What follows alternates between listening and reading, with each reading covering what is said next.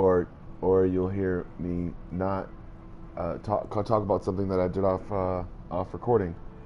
All right, I was watching some stuff from the Super Troopers new Q&A stuff. So that's what I'm gonna do. Just watch their stuff. It's fun.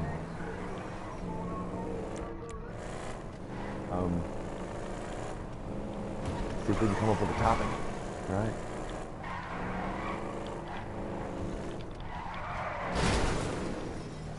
Yes, we can. Yes, we can.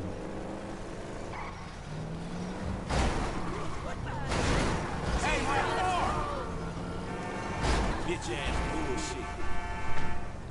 Yes. Yes, we can. I believe we can. It's a really cool racing Man, strike. I'm sorry, fool. What's going on, Brandon? Chilling? Having a good day? It's a beautiful day, isn't it? Or night. Oh yeah, I forgot to mention, this live stream is brought to you by, not brought to you by, Monster. I'm drinking it, but it's not really anything else. That's dumb love right there. The fuck? Talking about the cat. Alright, just come up with a topic. Let's stop lollygagging. Yeah. Stop lollygagging. There we go. Alright. Maybe a decent car. Jeez. Trying to go fast. Hey, you ain't well, homie. Let's get Stability. you up out of here. Jeez, you know. Alright, we got our little doors off. So it's good. I'm going to go as far as saying that I'm going to do a demolition derby with the cops. And it's going to be pretty fun. I think I'm going to come up with a nice topic to come up with. And that's what I'm going to do. So, yeah. Okay, let's see. Not the car! Maybe we can get inspired by something in the video game. This don't make no fucking sense. Alright, guys, just bear with me. Okay, Franklin. Fuck this shit. Awesome. Come on. I want that car, Get it. Yeah. Awesome. Okay,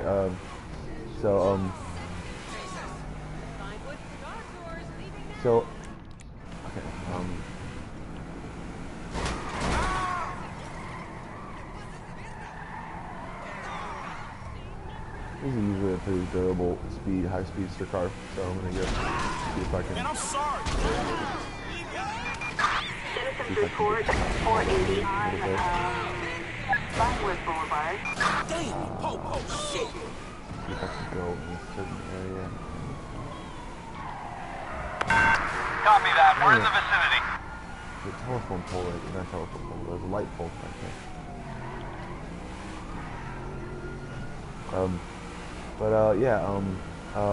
Whenever you start to realize that you have, I guess, a better grasp on your emotions, I guess you can, you start to give credit to people around you sometimes, and I think that, what you start to realize though sometimes is they're your emotions. You don't have to give credit or let anyone else know about what you're feeling sometimes. But you have to sometimes give yourself credit to be able that you came to those conclusions and you came to those positive conclusions. Realizing that you did come to those positive conclusions is all because of you. Because if you weren't there, then there would be no conclusions, obviously. But I mean, so many people want to be, so many people want to be humble, and I just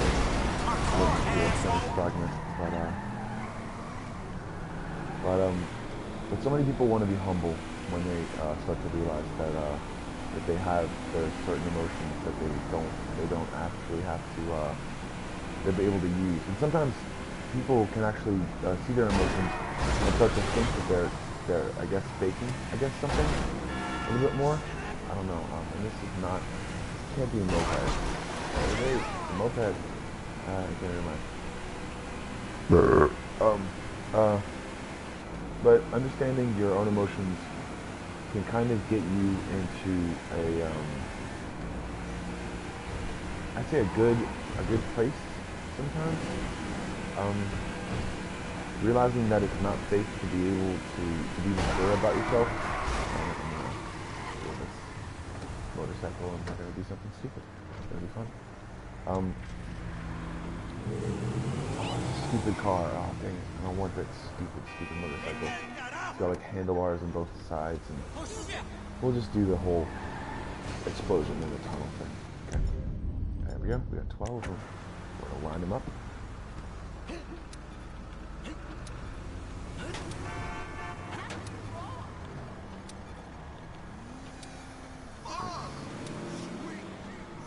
8, 9, 10. Alright, now we're going to go over here and we're going to wait for something cool like that. And yes, there we go. There's my car. It's still there. An attack on a vehicle. Keep going in my car. We got No peril freeway. up like we wanted. And we're back in. There we go. Alright. Start, you piece of shit! Suspect is in a car. Now we're off on our way. But whenever you feel as though that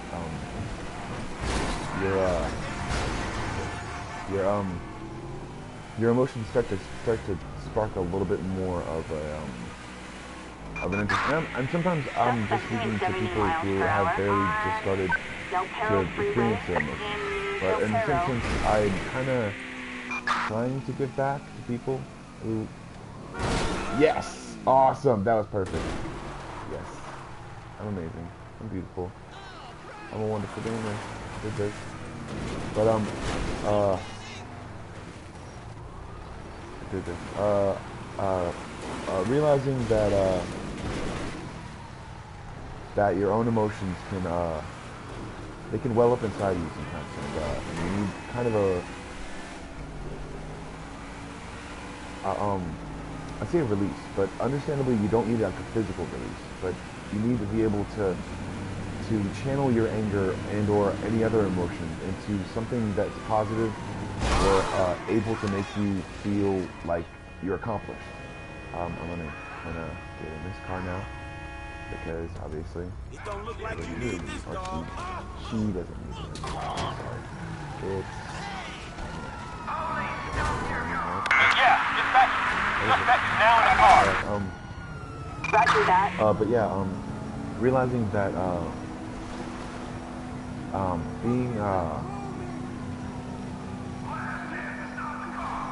being very, I guess, alright, that's what we're gonna do. We're gonna get our shotgun out and we're gonna wait until they get out of their car. Alright, here we go. Yeah, I can't get out of the car just yet, so I'm gonna wait. Son of a bitch. Alright. But, okay. Understanding your own emotions and being able to realize and pick apart what you're actually feeling. It can range anywhere from, I'd say, disbelief or even anger to disgust or anything like that. And you can start to see it in your own mannerisms, I guess. And when you start to see something arise in your own psyche, whether or not you've been through trauma or any sort of abuse or anything like that, or any kind of like regular thing, like lack of you hear so much about something and you get a mental image of what something is, but it's like you don't have so much of a fear as it is a fearful fantasy or a fearful dream or a lucid nightmare, basically. And people can dream when they're awake. It's extremely common and it's extremely not rare at all for people to be like what's the word, or experience like not exactly out of oh, that was amazing. Yes. not exactly out-of-body experiences, but exactly settings and nature, and it's basically saying that this is a possibility if you keep going on the same path of emotional degradation and certain things. It's like your brain is constantly finding a pathway to be able to make you move in time. Okay, it's like that, and that's the reason why I sometimes think that I see that I go back to. It's like a blue sort of like a dreamscape almost. It's like the bare minimum of what like something like I would envision the Matrix to be, but it's not like the white screen like everyone else sees. It's like the blue, electric everything. It's like the back door basically to everything. The back door to the back door to every single fucking thing ever. Every single thought process that goes through my head, every single thing that goes through my mind, and basically you think of your brain as a matrix, and in the same sense, you can kind of, I guess, realize certain ideas without actually experiencing the same things the way that people actually experience them. Like you can understand certain concepts without actually even understanding speech. So I mean, given that, I think that people give animals and I guess so many other things way less credit than they deserve. I mean, there's been so many animals that have been able to pick their locks. There have been so many animals that have been able to find keys to different things or differentiate objects from different objects and stick those objects into those objects. Basically,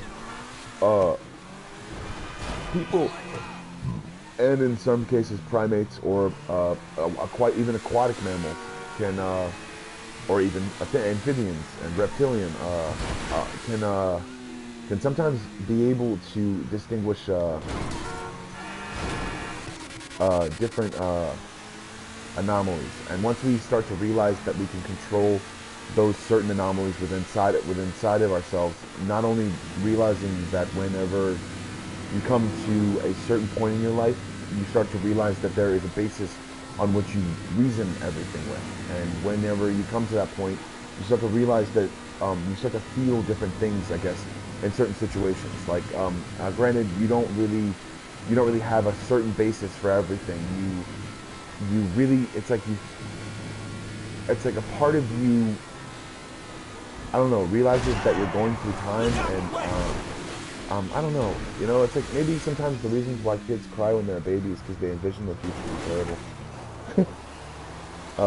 Understandably so if they keep going in the same way that they do, but also too, if they were a little bit more mature, they'd realize that they're going to keep growing, and they're going to keep maturing, and they're going to keep doing different things. So also too, whenever you come to those certain pathways in your own mind and in your own experience as far as your own emotions, you can find that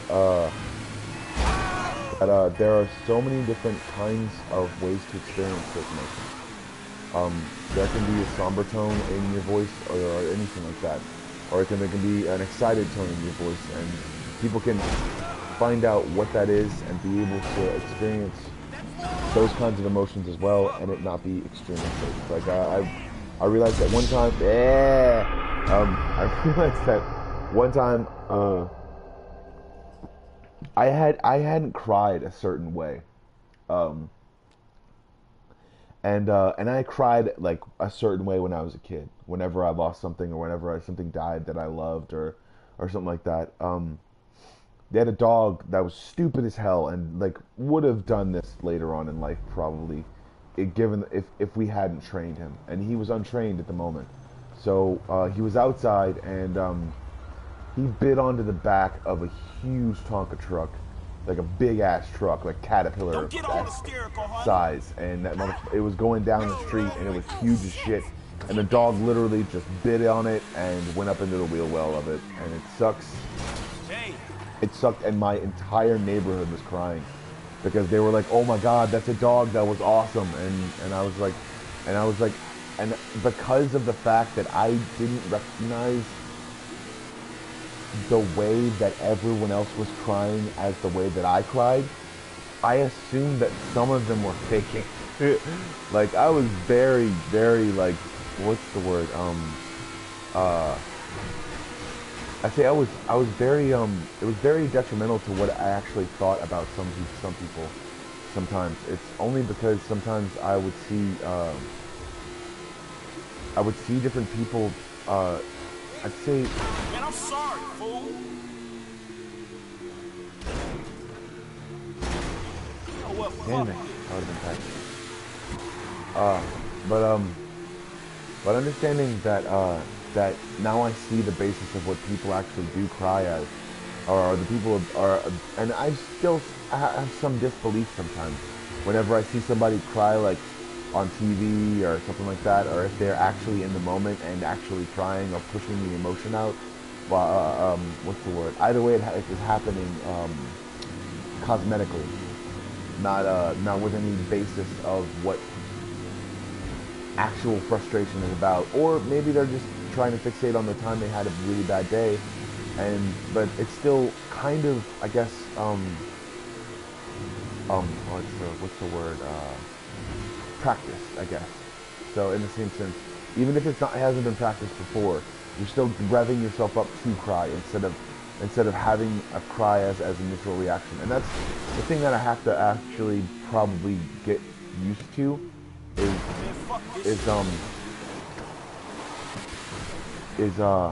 is now that I can eventually, or in some ways, control my emotions. Sometimes,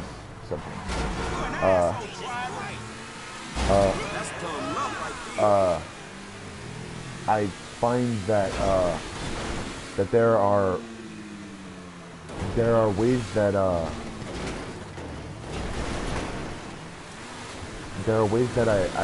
try to there are ways that I try to fixate on something that I've lost and see somehow, some way that I'm able to not get that back or anything like that, but get that feeling back, the feeling that I had before I lost it, you know? And that's the reason why sometimes I guess I was met with a lot of depression and or negativity back when I was a young kid, and I started to realize that instead of giving into the pattern or giving into what I thought the negativity was about, that I would start to make a better path for myself, to make sure that if I ever had control of the situation, then I'd make sure that that situation would be different than the situations that I had actually experienced so far, you know, or up to that point. So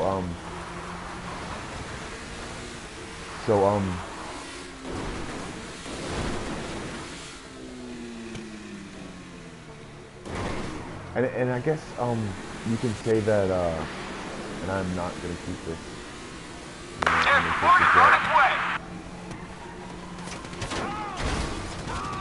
God dang it! I knew I was gonna die because I slowed down.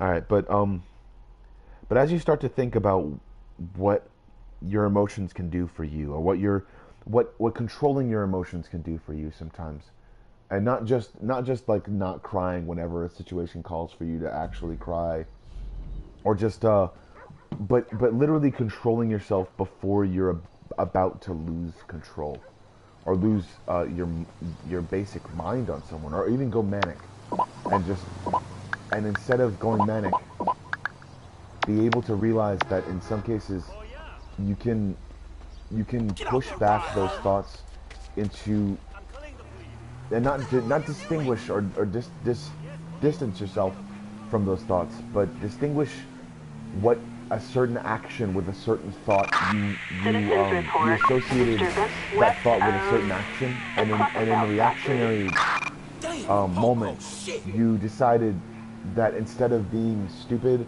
or dumb or trying to make sure that you could trying to make sure that you could do anything at all about something, and we're gonna go inside this ammunition, and we're gonna go steal some money, and it's gonna be great because we can only be in small time trips. There we go. Got it. All right, and then ammunition is closed. We'll come back later. Awesome. It's back behind the counter, and I have to hurry up and go get it before the cops show up. All right. $391. We're on our way. Yeah, I see you. What's up? Son of a bitch! It's like I'm drunk, but I'm not. Because I'm just acting that way. I'm not actually that great of a shooter. That's the reason why I try to see the dot really quickly, but if I don't see a red dot, because I'm used to the first person shooters, and I see a white dot, then I can't fucking focus on it for some reason. It's just, I cannot, I don't know, but in being able to understand your own emotions and your own ability to be able to see past yourself or past your own desires or just regular wants. But also realize that is control. Realize that what I was talking about earlier about being able to pull yourself back from a certain figure of thoughts that were completely reactionary. You're able to realize that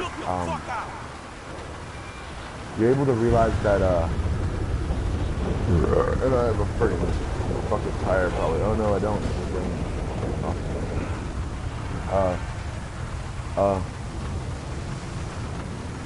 We're gonna go back into ammunition, and then we're gonna tell that man how we feel about the last time we went there.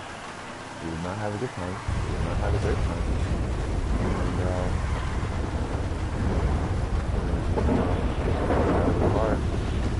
And the thunder should mask our stuff pretty well.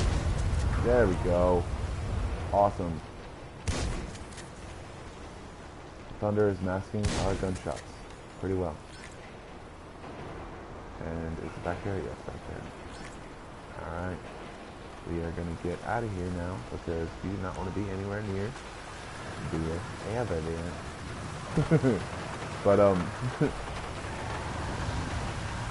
But understanding where you sit and where you can visualize yourself as a part of the scheme of where you can visualize yourself at a part of I say trying to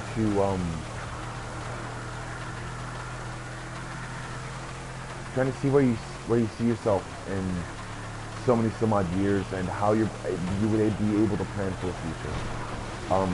There are so many pitfalls and there are so many different ways to be able to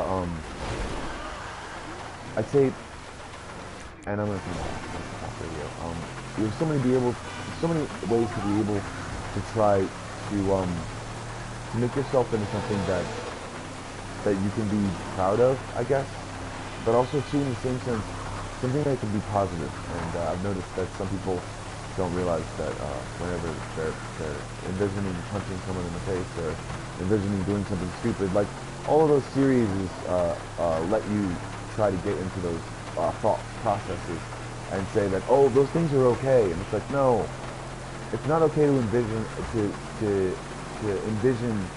Oh, that car just disappeared. That was awesome. It's not okay to envision someone actually being victimized by you, or you being victimized by them, or anything like that, unless you're into that thing and you have a safe word. So realize that, and realize that you probably have to sign a waiver for that kind of behavior can actually happen. And you probably might have to be in Las Vegas for that thing to actually happen as well, for that thing to be legal. So just realize, you know, it's like I'm not like completely like adept to any kind of any kind of you son of a bitch Yeah, I have a shotgun. I'm gonna steal your Land Rover. There we go. I didn't steal it, I'm gonna barter. You can have my Hummer when you run back from being such a pansy. But I'm gonna tax you.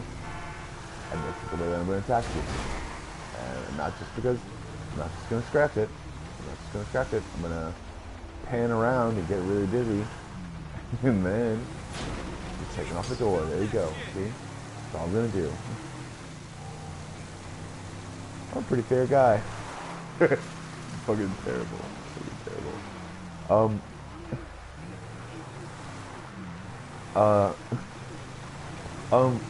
Realizing that that you're and alright. Realizing that you're worth it and that you're worth being able to open up the pathways of true emotional awakening. Realizing that sometimes whenever you're blocked emotionally, or you feel as though your emotions are getting to you, or some sort of I guess some sort of other kind of trauma is dealing with your head, inside your head, and just writhing around and stuff like that, you will victimize people, or you will victimize yourself, or you will victimize someone else, and try to be able to make sure that you can be a part of their world in a way, or in a sense or a fashion that the person who victimized you was. And that's happened a lot, and it's happened in my own relationships sometimes, and it's happened in the relationships that I've held dear and actually felt as though they'd actually meant to. But also too, in the same sense, I'm gonna. Dispatch, we're on the scene. Requested assistance. Son of a bitch. Get up. There we go. Yay. That was awesome. I actually played those kiddos in the water. Oh shit. I'm gonna go down the country road. Shit. I am dying. Oh, okay, cool. But understanding those pathways to an emotional awakening. And God damn it, I ran into the freaking sign. This is bullshit. But understanding where you stand on an emotional thing, a thing where your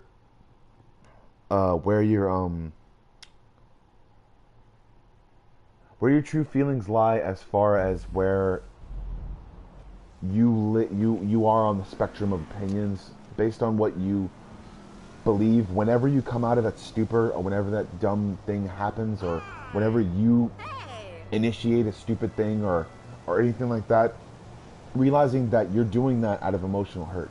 You're doing that out of emotional pain, out of pain that you felt on someone else's behalf, and then seeing that, or even knowing certain things about that,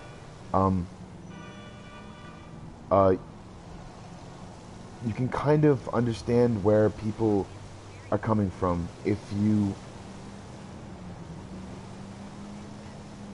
actually just try to look at things in a different light every once in a while. And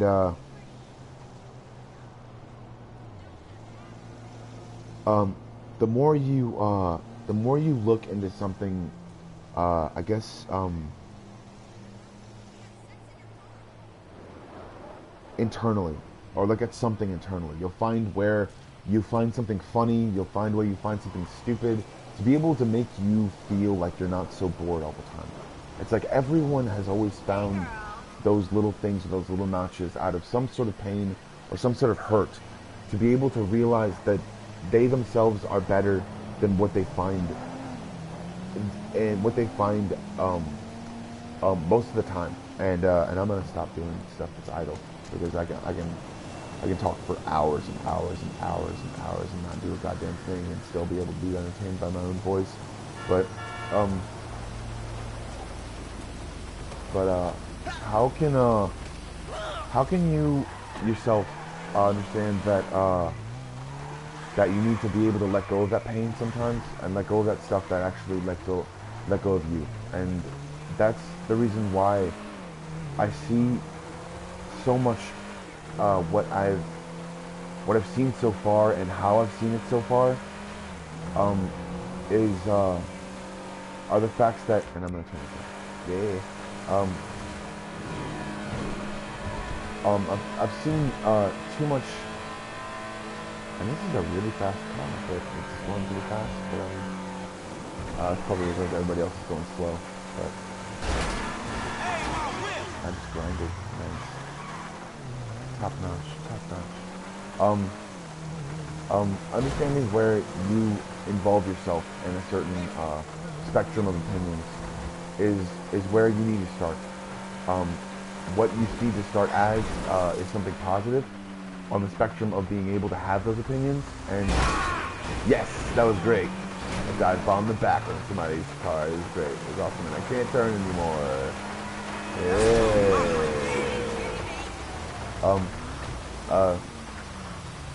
But making sure that you can be able to understand and see where you fit in on the spectrum it's a spectrum. It's not a numbers game. It's not a statistics.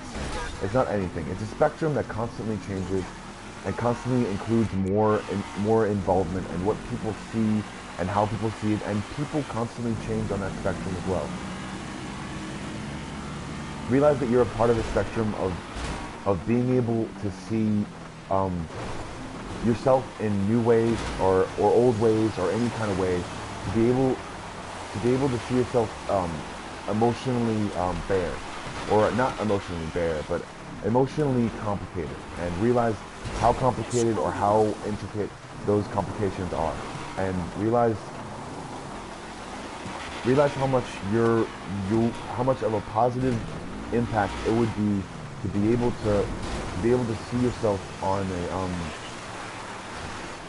an emotional spectrum and be able to control yourself in any case, or be able to control your emotions directly and be able to see, because it's not that you experience emotion, it's that when you're able to control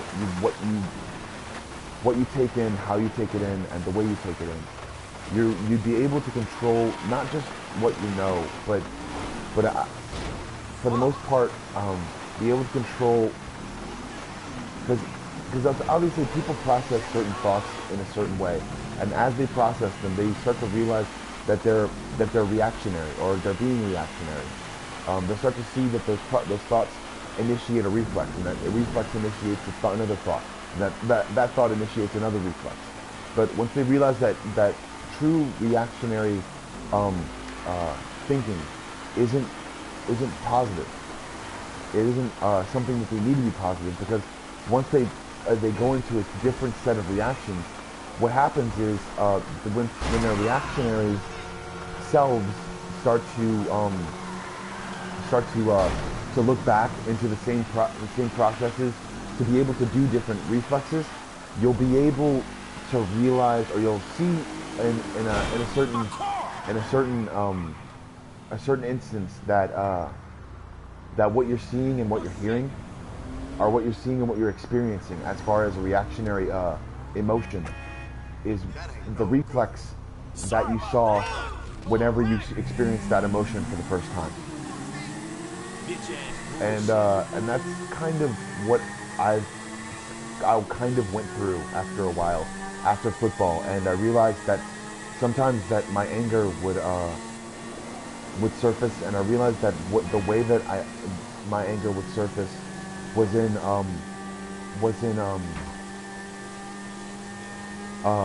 indirect quotients, or indirect derivatives. Sometimes I wouldn't get angry at the things that I was truly angry at, but I wouldn't project my emotions onto someone else. But I try to let someone know that I was being angry at that certain person, but by yelling at them sometimes, and that's extremely unhealthy, and extremely stupid, and extremely dumb. But what you should really understand is those emotions can kind of really turn into something like, oh, you hate that person just sitting there. Yo, I can't believe you hate that person just sitting there. And that's kind of, I'm sorry, I didn't realize that box was empty. And that wasn't my box either, so I'm not taking responsibility, and I'm not trying to, but yeah, it was a box of pizza, and it's empty, and it was still there. But understanding that those new emotions can sometimes initiate old reflexes, and when those old reflexes hit, or when those old reflexes you start to see a pattern in those reflexes, you'll start to realize that through those reflexes, you're starting to become a different person. You'll start to initiate a different personality of yourself, or be mad about a certain thing that's over with, but be completely, and also that madness can turn to malaise or any other emotion, or jadedness, or even a certain emotion that feels like oh, I know everything already about it, or I know all of it, and there's nothing, and I'm not like I said before, I'm not a part of any religious group. I don't actually believe in religion. I kind of believe in a system, or like an order of emotional thoughts, and that's probably the reason why I believe in this so much. And in some cases, people have probably based their conditions, or even some of their diagnoses, off of what they believe, and some of them could be of religious descent or anything like that. But I'm trying to base what my emotions are, or how my emotions gauge themselves as what I've experienced throughout my entire life. I'm not actually using some of those terms, or actually any of those terms. Sometimes I'm actually sometimes even coming up with my own.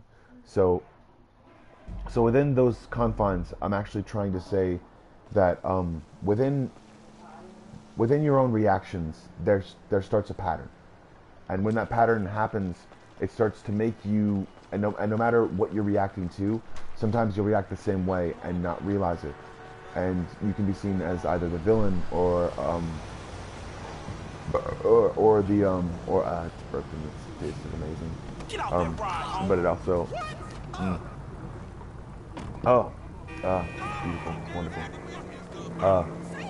But what you can actually realize, or you can actually do sometimes, is make yourself, or let yourself be open to a certain discord, and not to say that you'd be caught or red-handed as an emotional deserter, or an emotional distancer, or something like that. But notice that those emotions themselves, or those initiations, or those reactions, are completely unhealthy. And the more we kind of push those thoughts away and stop trying to think about things, the more we start to realize that we're stuck in the same actions. And I've kind of noticed that eventually I'm not saying that I'm like holier than thou or anything like that, and really I can't really say holier than thou, because I mean I can say whatever the fuck I want, but I'm not really trying to say that I'm better than anyone else. I'm just saying that through those actions I can breathe, and it feels very good, extremely good, and it feels like I'm not walking on air. I'm actually breathing more air, and it feels better, and I actually can gauge whether or not air is bad for me, not just by breathing it into my lungs. You know, I'm less sick. I'm not sick most of the time, but now that I quit smoking, and that I quit doing a bunch of stuff, I'm not sick at all, and I sneeze on the regular, and I smell my mucus sometimes. It smells terrible. It smells like literal underpits.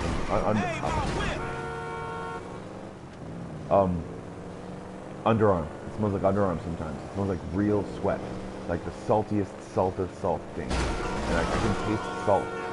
I can taste it, and it's bad. It's so bad. It's so bad for you, and it's bad. I can taste the shit out of it, and it's just terrible. It's just bad, you know? And, I don't know, I guess sometimes I think that,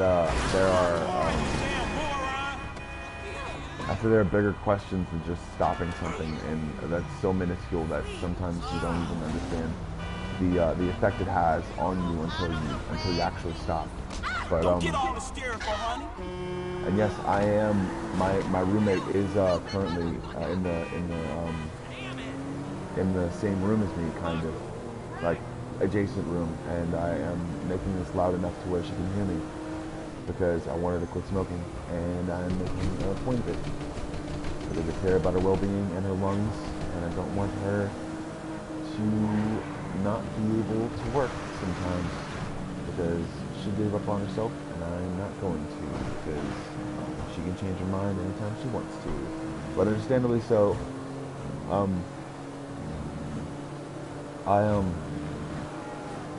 I understand in so many ways that it wasn't just the fact that I quit cold turkey. It was the fact that I appreciated myself breathing well, and oh, it feels so good. It feels amazing. It feels amazing, amazing, amazing. But what I'm getting at is whenever I felt those reactionary things, I would want a cigarette. I would want to be able to light up. I would want to be able to do something.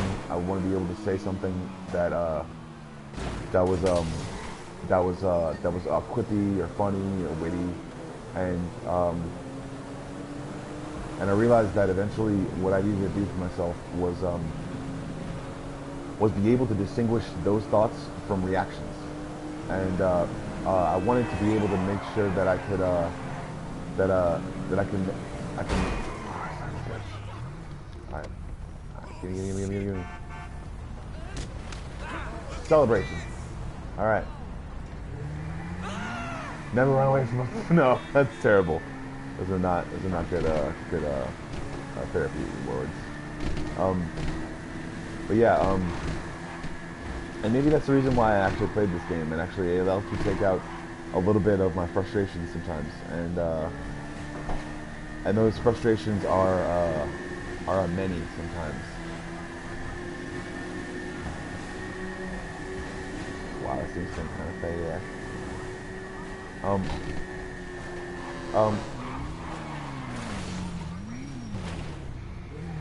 Understanding that that through those actions and through those reactions, you're able to, through those reactionary actions, the fact that I need just putting down smoking, and every once in a while, I just want to light up. Like every once in a while, it is hard. It gets to me, but I'm doing it cold turkey, and it sucks. It sucks and it's awesome at the same time. It's like I'm really good at, oh my gosh, I just barreled into that dude.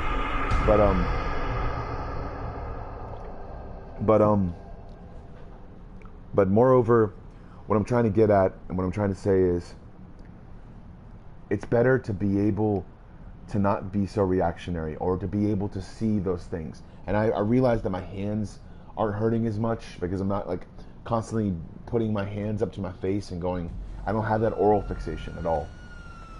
Besides the drink that I'm drinking, and obviously that's a thing that I'm going to do forever. But Holy shit! But also too,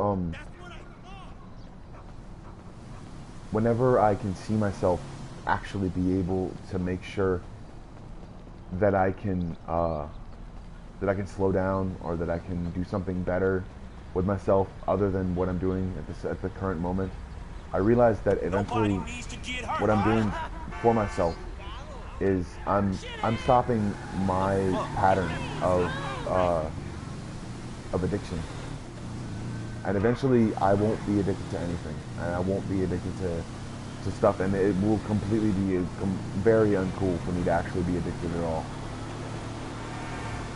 And that's the truth, and that's so true to me that I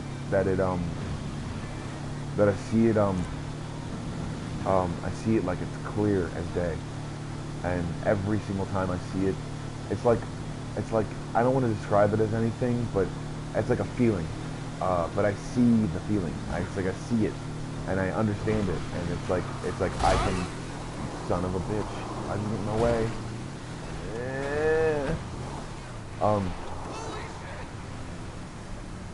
And no, but I see it clear as day, and I'm not just saying quit smoking or something like that, but quit on your own terms, because that's the biggest thing that you can do is quit on your own terms, because it empowers you. It really does. And I'm not talking about anything else, because because I think this is the part where people talk about religion, and I'm not going to stop playing though, but I'm going to go into another topic, so let's talk about something else. Let's see here.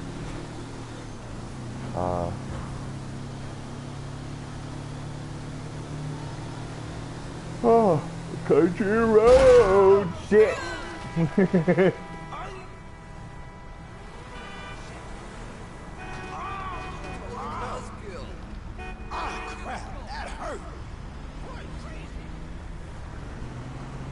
You think that with so much detrimental stuff that people say, it's like, I don't know, like, you'd expect them to like more violent games. They'd be like, yeah, just shoot me right now. That's something that my roommate says a lot. But I understand, and there goes the cars again. That's really fun. That happens a lot, I guess, now on this disc. What I'm actually trying to get through to myself is to be able to make sure that I can keep my promises and keep the things that I'm supposed to do, because for the longest time I kept running from stuff, and I kept running from the fact that that I want to eventually have a family, and I actually even married a woman to be able to run from that. And I'm not saying that I didn't love her at the time, and I'm not saying that I still didn't care for her, or that I don't like the time that it actually happened, or the time that I shared with her. But understandably so, she's a different person than I ever experienced. She tried to be able to get back at me through certain things that I will never try to get back at her with. And I really have to say that I gave her things, and I don't think that I want to give her a chance again. But if she would ever talk to me, then I'd talk to her back. But I wouldn't say that I keep tabs on her all the time, because it would I'd say it would definitely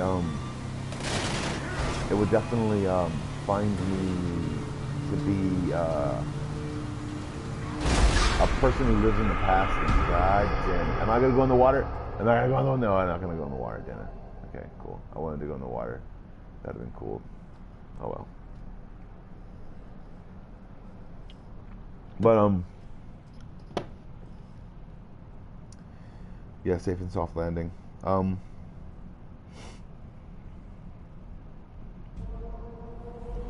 I guess what really makes me think about stuff sometimes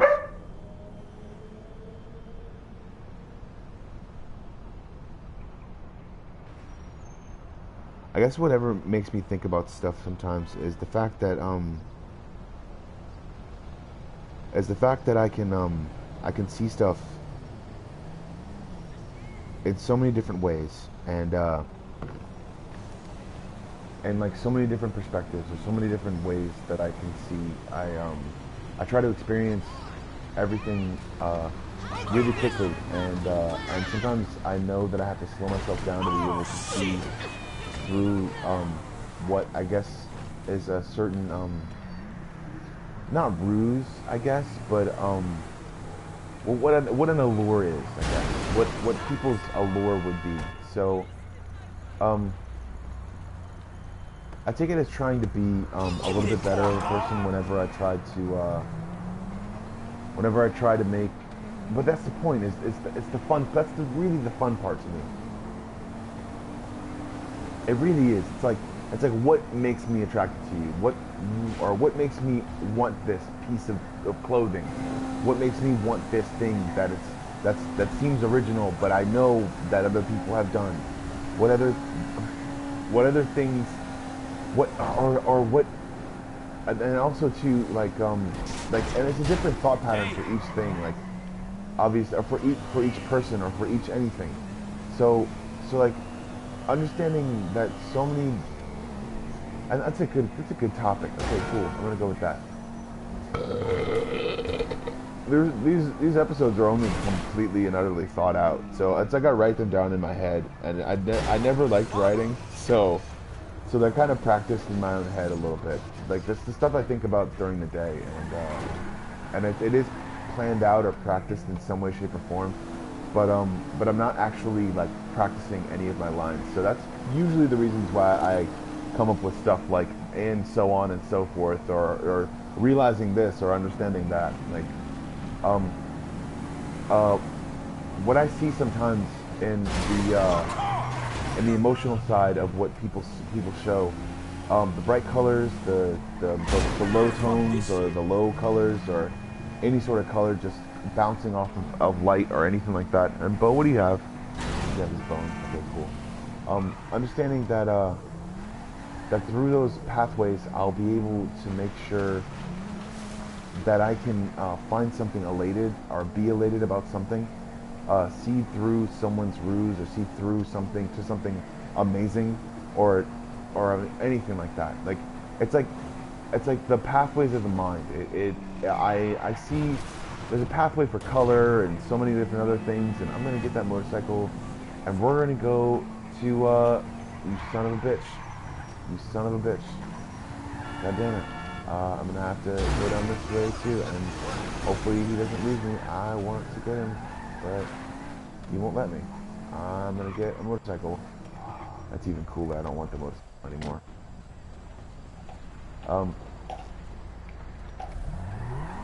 But understanding through those pathways to be able to understand certain emotions and certain different things, like realize that you can't not like a certain color, or you can't not,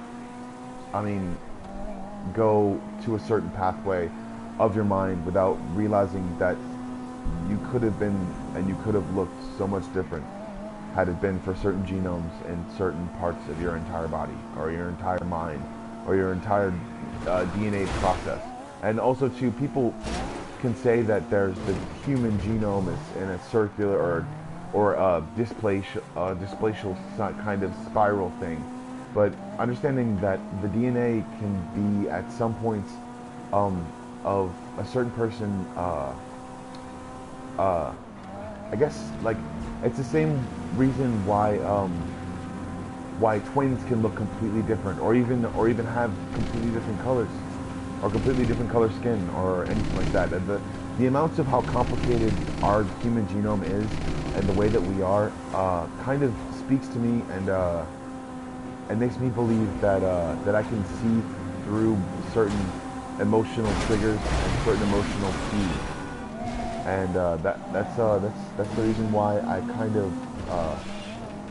of see a mood in every color, or whether they're trying to say their certain position. Like it's more complicated than anyone could ever even notice, and in some ways people try to copy, I guess, sometimes. In some ways, the look they saw on TV, or the look they saw in a magazine, or the look they wanted to see, or the look they thought that would be cool, or the look they wanted to add to something, or the way they wanted to add to something. And I'm totally going really fucking hardcore, but I didn't really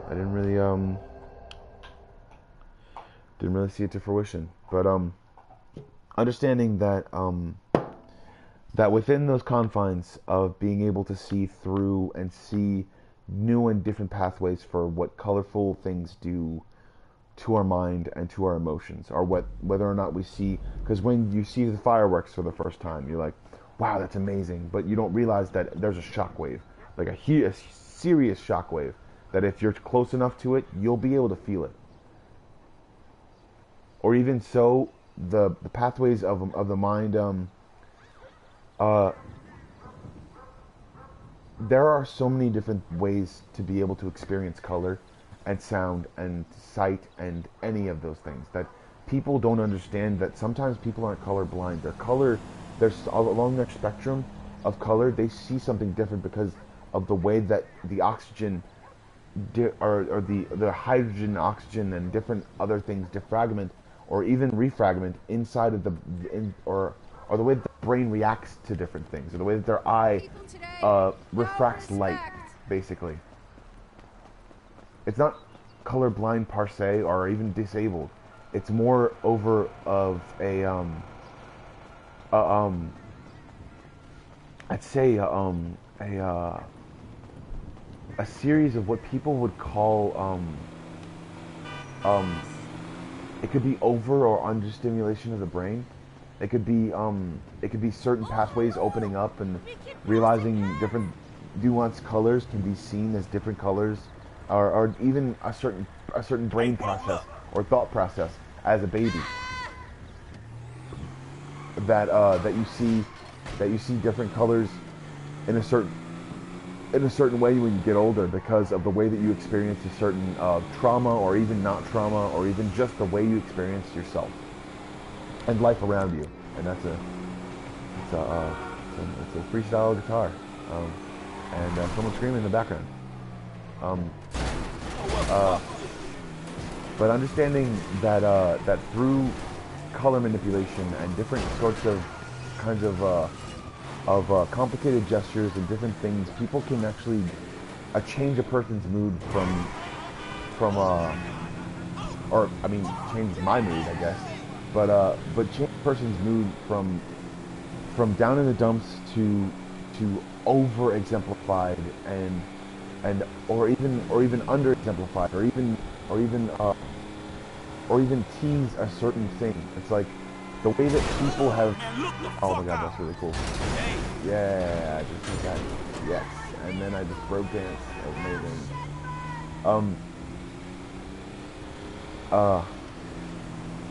But understanding where you land on that spectrum of where your opinion moves or where your opinion goes or what your opinion is so much so not depressing or not and that's actually sometimes even what's kept me going sometimes. So the reason why is to experience something different or to experience something not true or not true to yourself or not true to what your own opinions go. And what are you actually chewing on? Bo, come here. Okay, you're just chewing on your bone. Good. Alright, I didn't know actually what he was chewing on. He was making a weird noise with it and stuff. But when you understand what makes those wants and those desires, or those simultaneous or even spontaneous wants or anything like that, realize that there are so many ways to go about doing something, and so many ways to go about being able to experience a certain light or a certain emotion or a certain color or a certain person or a certain anything.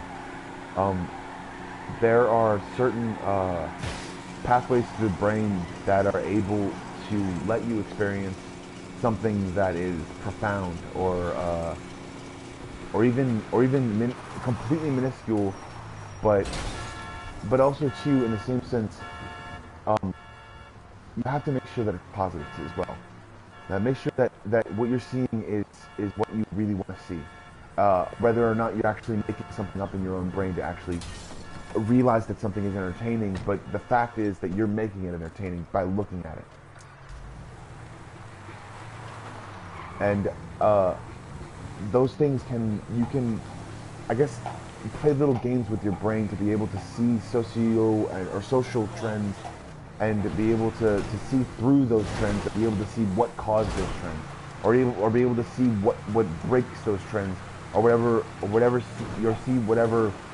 bends those trends, or even what bends fakeness or nothingness into realism or abstractness into what you can actually feel or see or understand as an emotion, or the tingles that you get sometimes when you're going through with something, or a frustration. And I know that was very themed and stuff like that, but I don't want to get backed by any copyright laws.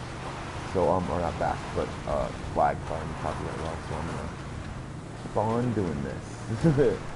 But understanding that that there are so many different pathways to be able to see where the brain goes, or how the brain is able to entertain itself once it sees something that it likes, or once it sees something that it can elaborate something on. And I do that with boobs, butts, women's eyes, lips, or any nails, or anything like that, like, or hairstyles, or even just what they're wearing to begin with. or if they're wearing a costume or a cool makeup or like a cool effect that's done with CGI and or special effects, makeup or anything like that. And I'm gonna see if I can get this generator inside the military base without anyone noticing. But that's basically something that conveys an emotion, and what that emotion conveys sometimes can be literally the brain just entertaining itself, and but understandably so, as that brain entertains itself and is able to make something, a pattern emerges. And as that pattern emerges, you're able to see what people do and think of to be their own main bread and butter or anything like that. And now we're going to see if we can get past the tank. There we go. We get past the tank every single day. Making it. But understanding that that through those certain pathways, you're able to see where people stand and where people go and where people will stay for the remainder of their life sometimes. You don't understand that sometimes there are limits to what people can actually process in their own brain, and there are limits to what people can actually see as far as possibilities and as far as what they want. You have entered Fort Zancudo airspace. Divert immediately. No, son of a bitch. Awesome. Okay. Well, at least I got nothing on the jet and was able to fly it for at least a few seconds. But as you start to realize certain things in your own brain and start to realize that you're making those things, feel entertaining because you're seeing someone else that has the feeling of entertainment, or even the look, or even just the portrayal of something that is you could think is greater than yourself. And that thought itself is profound in the fact that emotions can be swayed by certain looks, or emotions can be broadcasted by what, oh my god, this is so amazing, like, oh, look at my face. But that's the point, is to, those things can be subtle as well. Like, people can manipulate certain things and start to villainize products just by saying that, oh my god, this thing is always there. Why is this always there? Why is this always there? Why is there no change? Why is there no change in my life? To why is there no change in what I'm doing? Why is there no change in how I'm doing things? And the way that how I'm doing things, I'm going to use this to be able to manipulate something and change. And in the same sense, people can start movements just by clicking a button and saying, wow, this thing doesn't need to be here. How does this need to be here? And whenever you're going into something, or whenever you're going into whatever you're going into, or however you're experiencing a certain emoji or a meme or anything like that, whatever you're making as far as your opinions, as far as what you believe, as far as what your worldview is, or anything like that, realize that it is a bubble. No matter what people think, no matter what people say, no matter how people say it, it's a bubble, and it depends on what you're feeling as your emotions start to well up inside of you, or whether emotions well up inside of you at all, or whether you've been able to control those emotions in some way, shape, or form, to be able to see through that crust of or layer of yourself, to be able to see through and see that when you become reactionary, you become a different person. When you become reactionary to something, your personality does not shine through, or your true personality does not show to other people. And sometimes in that way, through observation, you become a different person to them. But also in the same sense, you'd be seeing what you can see through someone else's reactionary eyes. But in the same sense, you wouldn't be able to see what they're not. Yes, awesome. I landed in the sand. I'm not in the sand. I'm rocks. Whoops. I tried to launch myself up in the air, but and I'm sure everyone saw that, or everyone that's not watching. Oh yes, there's no one watching again. But the more reactionary you become, the less you actually show of your true self. the more you show through to be able to see what you're actually showing or how you're actually showing, the funnier you'll become, or the more opinionated you'll become about stuff, or the more show through of no matter what kind of trauma or hurt or brokenness you've ever gone through in your entire life. Realize that through emotional pain you became reactionary, and in that same sense, through that trauma or whatever trauma you either caused or had caused something caused to you, realize that through reactionary emotions you decided to be able to villainize or yourself or someone else. And in that same sense, I guess what I'd say in reality, people have to be more responsible for themselves. And when they're responsible for themselves, they can change. But in the same sense, if they're not changing for good, or if they're not changing for something in their life that they can actually manage, then what they're being is full of themselves, full of their own reactions, and full of their own things to see through, see through what they think is the crust, or what they think is the crust of their own lives. But in actuality, they're just reacting to themselves, reacting to something else. It's just a car, babe. You're seeing through your own opinions, but through your own opinions, you're formulating an opinion about what other people actually think about you. And through that, you're becoming reactionary, or you become reactionary. And whenever, I guess, you see through what I'd say the world is, you start to see through what you actually can see. You start to see through what you actually think you can see, but you don't really realize is just a figment of your own imagination.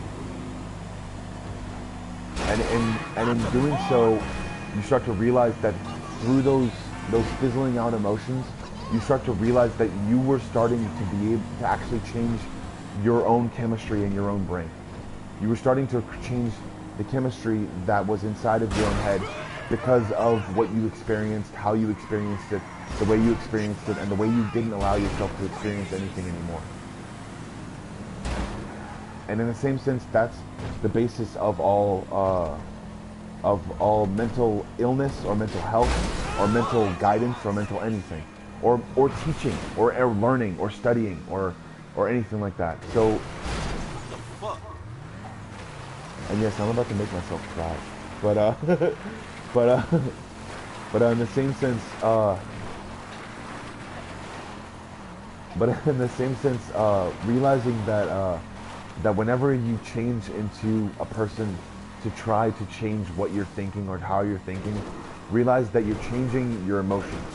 You're changing what you feel is your emotion, or what you feel is the thing that you're doing. Realize that you're not able to make those changes without changing a part of your brain, or changing a part of the synapse, or changing a firing of a synapse.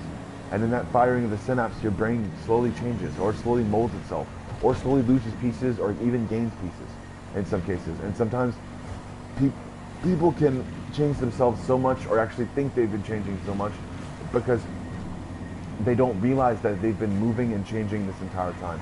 Or maybe some parts of their life that they forget, or that they have forgotten, or that they think they forget every single day, that they think that, there's just too much stuff, but they don't realize that sometimes you have to be able to make repetition to be able to remember a certain moment that will guide you through the rest of your days, or the rest of your nights, or even partial that, or even to be able to go on to the next available memory, or the available, oh, you son of a bitch, you're gonna die.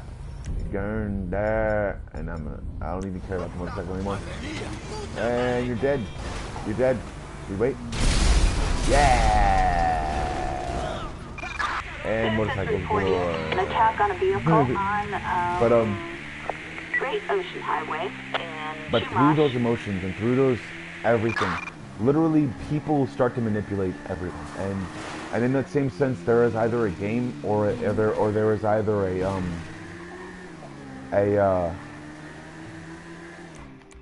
there's either a game or there is either a sensory deprivation clause. It's like you're either new to it and you're experiencing it for the first time, or you've experienced it over a certain period of time and you're tired of it completely. Or you're just going along trying to experience new things and you realize that the game itself doesn't even matter. And that's about where I am, kind of, as far as mental health goes. Realizing that the game itself doesn't matter, or that the fact is that there is only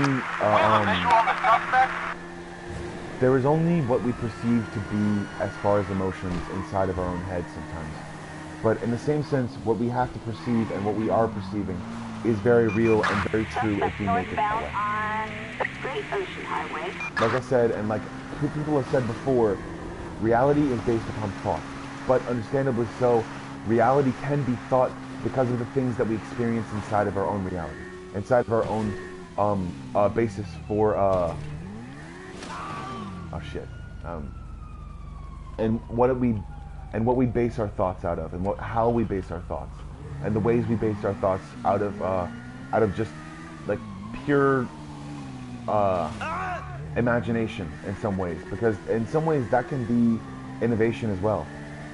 And also, I have to glancing blow that guy because I've got eyes on the target. Because if I hit him straight on, then he'll knock me off the motorcycle. But understanding that that there are so many ways to go, that there are so many people to be able to meet and understand, that there are so many things inside your life that you can be able to understand make you the way you are, or even just because of you reacting to something, it makes you the way you are. You can be any one of those things or a million things in between. And through emotions and through what you believe in yourself and how you believe in yourself, you'll be able to make something true or something not true. Or even through something in your own sense, you'll be able to experience something individualistically and make something true to yourself. But understandably so, those opinions and those things don't affect everyone around you. And through certain thoughts, sometimes people can actually make themselves disabled. Or make themselves, I'd say not disabled, but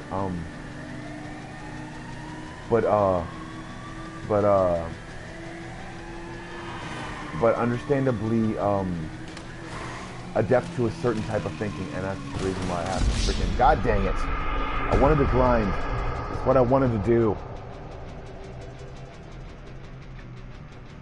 But that's what happens when your brain moves as fast as it possibly can. You'll understand the great deal of things within a certain amount of seconds, and when you actually start to realize that memorization is in some ways obsolete sometimes. What you have to realize, and within your own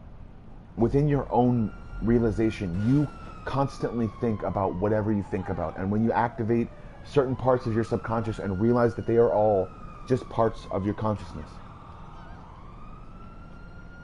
that your subconscious and consciousness are one and the same. They are only real sometimes to someone else that is experiencing you. And in some ways, people can see through a subconscious, but only in a certain reactionary tone. Because people have a way of doing things over a certain pattern, or a certain way of doing things over a certain period of time. And once they've gotten to that level or that place, they feel as though they've done everything. Or they feel as though they've experienced everything in a certain way. And why not change? Why not try a different way of experiencing something? Why not try a different opinion? Why not try a different way of doing something amazing, or a way of trying to do something that is, I'd say,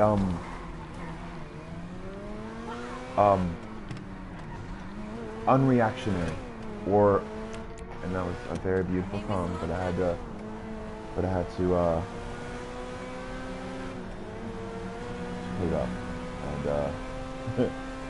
up, and and also just because I learned feminine language is because I'm not actually making fun of anything or anyone like that. Actually, I've actually seen dudes who are extremely effeminate pull on like 5 or 6 women at the same time, and my dad's seen it as well, and it's been a hectic moment for dudes, for masculine men sometimes, and we're a dying breed.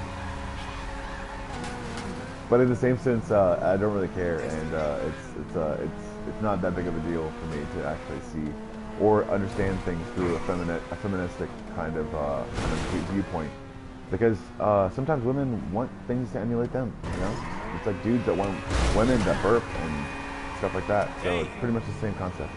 But in the same sense, you have to realize that through those concepts, they were made up by someone. They were made up by anyone, and also it's a party ruiner. But understandably so, it's not exactly that. It's more like awakening to the fact that there are trends that people make up, and once they make them up, they change them. And when they make them up, when they change them, they're constantly trying to keep society on its social toes, on its social things, or social constructs that they believe that they have, when in the same sense, people made those things up for people to believe them. So within those confines of being able to understand what a certain society's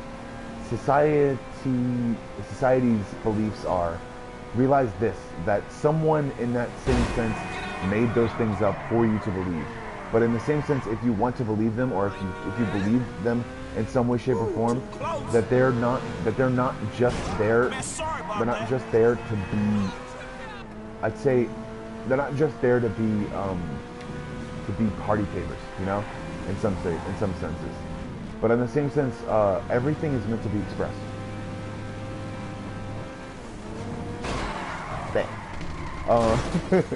Everything is meant to be experienced. But in the same sense, if you experience things in a certain go around as what you want, or how you want them, or how you want things to be, it's like realize that you only see it from your own perspective. When you experience things and people through or try to experience them through their own opinions or through their own things, you realize, oh, that's cool, and I respect them a little bit more, because.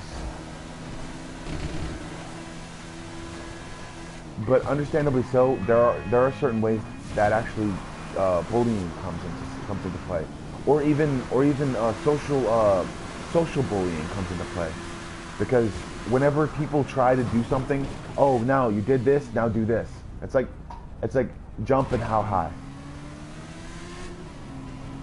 In the same sense, people try to do that every single day, but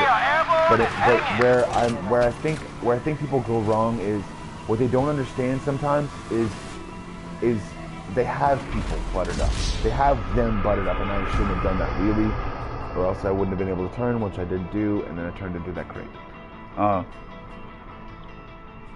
But this is the reason why sometimes I drink energy drinks a little bit. It's because I have food that I want to eat, that I want to get the most vitamins out of, and I want to be able to drink these to be able to make myself focus a little bit longer on things that I really want to focus on. And I draw, I paint, I do a bunch of different stuff, I create, and through that, I think that I constantly try to change myself up, but in the same sense, I constantly try to make myself see through different eye goggles. But in the same sense, I'm not actually changing anything about myself. I'm just trying to see what I can see through what I want to do and the style of art I want to actually make for myself. Hey, baby, what's wrong? So, I think I actually got a freaking good topic today. That was awesome. And I thank a lot of people for being able to do this. Myself. 0 viewers. And actually, I thank my subscribers, the 3 subscribers that I have, because if I have none, then Hey, don't hurt me, dude. then then I'd want 3 at least. And also to thank you for making this platform. I obviously don't just want money. I want to create a discussion, and the more I try to create a discussion, the more I feel as though I'm making a discussion in my head that I'll be able to make at parties and ruin them. Because, you know, hey, ruining parties, right? It's fun. No, hopefully I'll be able to understand myself a little bit better, and make sure that I'll be able to try and do the right things for myself most of the time. And I don't want to hit that tree. Yes, awesome. Yes, I'm gonna hit that. What? I thought I was just gonna bounce off of it. I want to be like Aladdin or something. That is an indestructible tent. It's made out of steel and plastic. But understanding where you stand on the emotional or opinion-based spectrum is where you're going to experience something. But realize that there are so many different ways to experience every single thing you possibly can. That is positive, that is awesome, and that can get you very much liked by everyone. But understand that every single time you try to understand something, you're trying to understand it from your viewpoint, and you try to realize it through a certain viewfinder glasses. And whenever you're realizing that, and Bo, you don't have to constantly go upside down and eat your bone. I know that you're... But understanding, like, through my eyeglasses, it's weird for me to see a dog upside down and just, like, I'm not caring about, like, his junk is out and stuff like that. But understanding that through that, the dog doesn't care because it constantly is naked, or constantly doesn't wear clothes because it believes it has all the fur it needs. And once its fur starts to fall off, it starts to become, it's a self, I don't know, what is the word, self-sufficient, I guess, or self-reliant, or self-conscious, that's what it is. Yeah, self-conscious. Once the being becomes self-conscious about what they are and how they are, people don't understand that there are so many different ways that people could have actually interpreted whatever religion or anything was as a not a fall from paradise, but a realization of knowledge and a realization of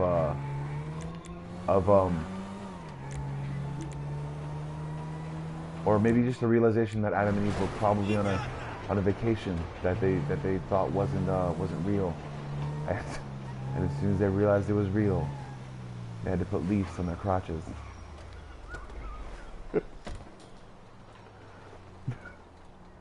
Because hey, if you want to look, if you don't have any clothes, you might as well look. Oh wait, I'm not going in yet. Not going in yet.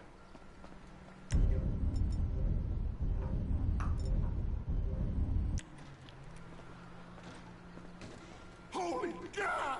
God dang it! So you real mean, huh? God dang it! Calm down. Okay, alright, I really wish you could steal everything in there. But I guess they don't want to make you pay for, like, everything, because it teaches that crime doesn't pay. And stuff like that. Because, like, you have to be honorable and just steal the stuff out the cash register.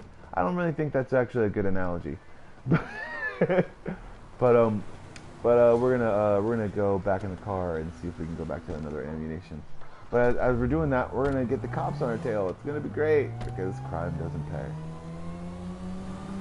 So but in the same sense, realize that every single pathway that you experience has a name, a place, and only because somebody made it that way. You can make up shit if you want to, and make up stuff for your own things.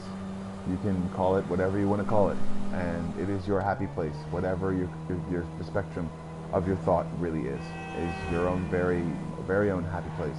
And whether you have a safe word in your happy place, and someone is whipping you in your happy place, or someone's pouring like hot candle wax down your urethra. Realize that that's your thing, and you're gonna need a safe word and probably some waiver papers to be able to understand that those things are with someone that you want them to be with. And unless you invest in the time to be able to be with someone that actually likes the stuff that you like, then you're never going to find anyone that actually wants to do the things that you want to do. And no matter if you've been doing stupid shit, or been doing drunk shit, or been doing fucked up shit to plant in front of women, realize that eventually you pay your piper, you know? You realize that eventually you should have been you should have been acknowledging yourself the entire time and being able to realize that shit didn't fly, you know, and that shit doesn't fly for long, or even at all, with most women. And no, not depending how much fucking money you have, because that shit never flies for long at all. And some people get kicked out of the United States for that shit. Like, kicked the fuck out, you know? Like people, there's a reason why some millionaires are never allowed to come to American soil. It's not just the crazy shit that they do and the awesome nights of partying they have. It's the fucked up shit that they fucking do for fun.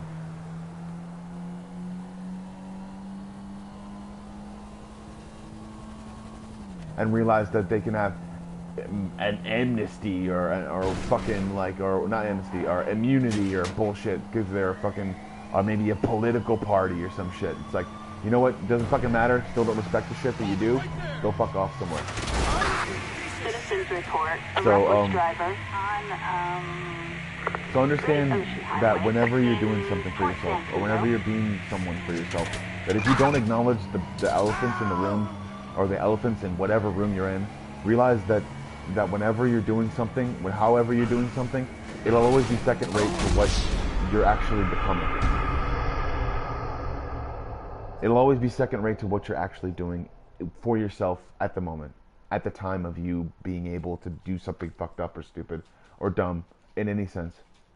So realize that things aren't always the way that you see it, but also realize that whenever you see it, they're always that way.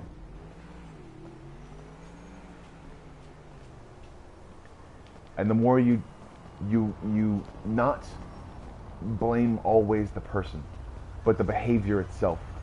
Yeah, baby.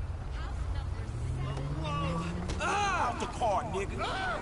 The more you see the behavior outcome, the more you could say that you can distance yourself from that behavior. But also in the same sense, understand that behavior and realize that you'll never do it again. But in the same sense that sometimes if you have enough money and you have enough things, you realize that eventually America will just push you out their borders and let everyone else do something with you, because they don't give a shit. They don't give a shit how much money you have. Some millionaires never come to American borders, and not because of the fact of them being persecuted by American government. It's because they liked a 13-year-old and they decided to stalk that 13-year-old until they were a certain age, and then get off on that person being a 13-year-old. And whenever they got old enough to be a 13-year-old that wasn't a 13-year-old anymore to them, they got boring, because they realized that it was a stupid thought. That show is amazing. And I'll pray for you, baby. if they didn't, then they're out of the country for a reason. That's all I'm saying. Oh my God. And also realize whatever revolution you're actually playing for, whatever kind of revolution you're actually doing, realize what kind of government you're taking over and what will be left afterwards. If you're ever going to be in any sort of organization for change or anything like that, realize what kind of change you're producing, and realize what kind of emotions you're conveying whenever you see someone, or whenever you see someone on the street, or a child looking up to you and saying, hey, I want to be like that guy one day. I want to be the change in the world. But understandably so, what change are you making? What change are you doing? What change are you seeing? What charity are you donating to? Because understandably so, you may not agree with what the United States government has to say, but if you live inside of the United States borders, then give to something, and give to something for change. If you want to change the government from within, then change it from within. But don't butt heads with it. Because realize that every single time you butt heads with it, or every single time that they pepper spray you, or you throw a tear gas back at them, or anything like that, realize that they're just seeing the tear gas. They're not seeing the amount of effort you put into actually putting the entire thing together. They're not seeing all that stuff. Realize that is what the organization is based off of. That's what people want to see sometimes. Though the amount of preparation you put into making a peaceful protest and making it to where you can actually do it on public property instead of private property, where people actually have something to do and don't want to hear you constantly yelling or screaming about someone who needs to pay for what they did. But understandably so, they could pay for it just as much on public property as they could on private property. And that's why sometimes people put their name on stuff, whether or not it actually means something or not. Realize that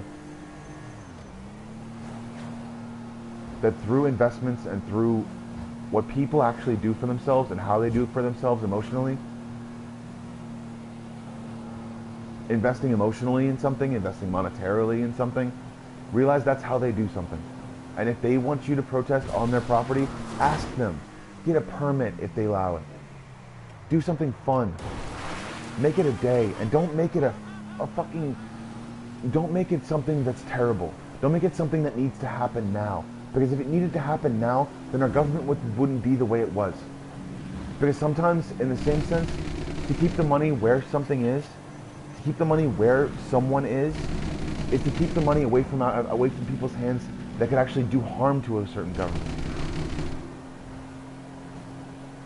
And in some ways you may blame Republicans or Democrats for doing something to an economy that you think that wouldn't even exist without them. But realize that there are so many different other people. There's so many different other things, and there's so many different other things for you to be able to see. And through that, be able to experience the emotions that you experience. And I feel like sometimes I'm talking to myself because there are no viewers. But understandably speaking,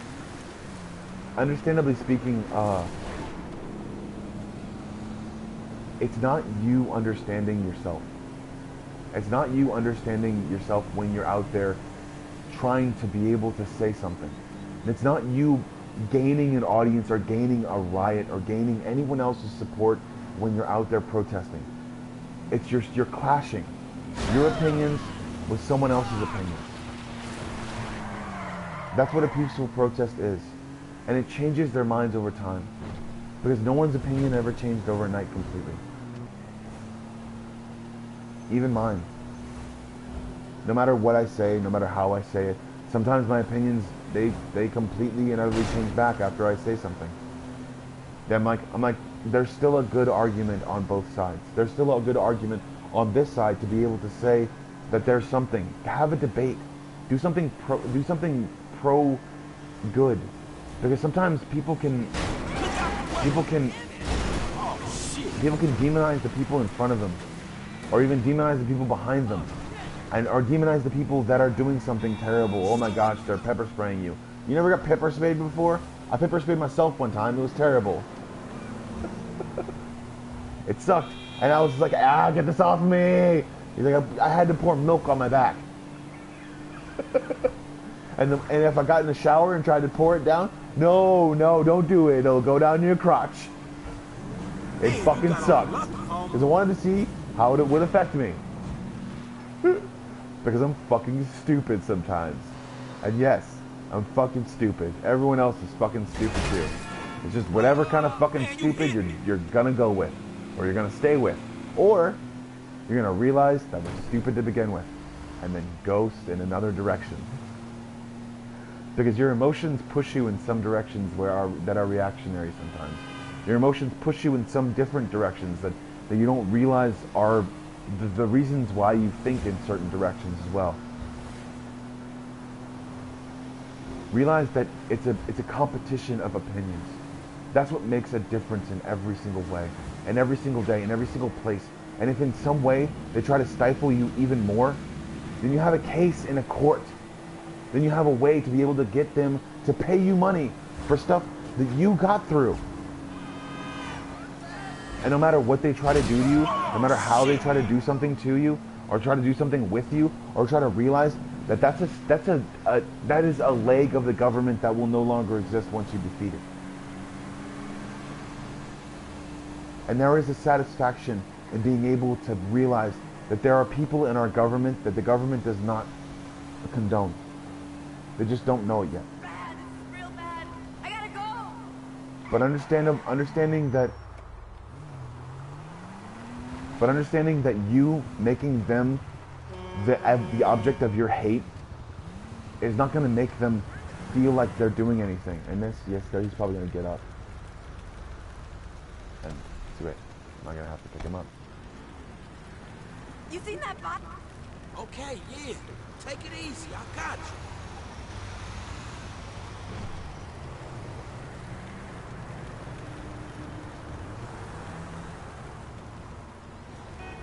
There's gotta be a hospital near here somewhere. No hospitals.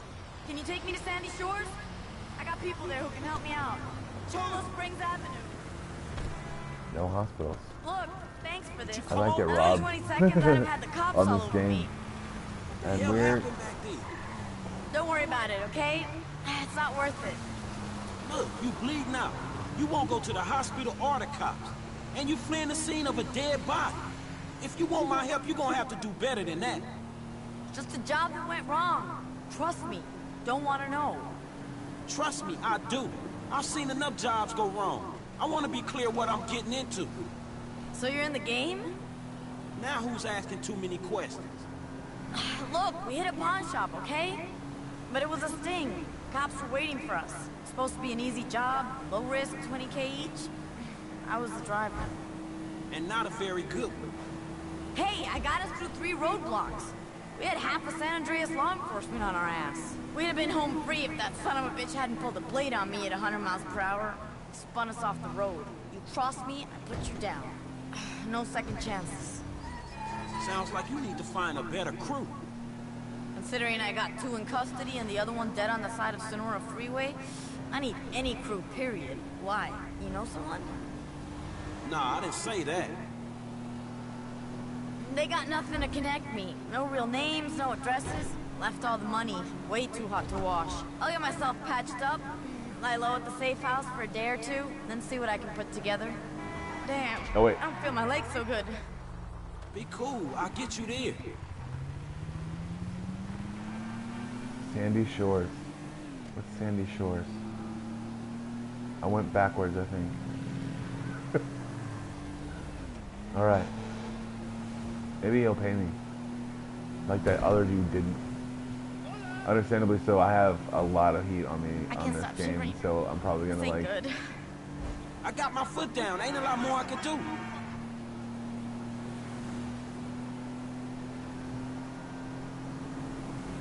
But understanding that whenever you're experiencing those emotions and whenever you're experiencing something that's profound, realize that no matter what you do, no matter how you do it, no matter the way you do it, You got this. if you do it wrong, I'ma get you there as fast if as you I do it the can. wrong way, and if you do it the wrong way for a long time, it's only going to come back to haunt you.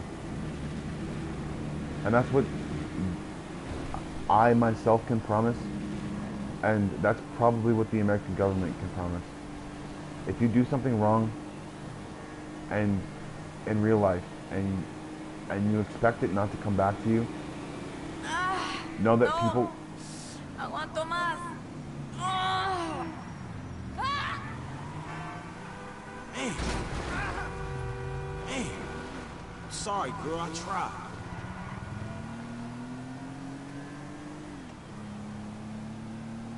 Yeah, get rid of the evidence.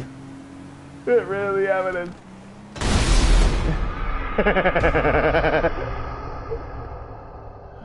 All right. Seeing as how I still don't have any watchers, and I sent out a Facebook thing, I guess, but no one's actually watching.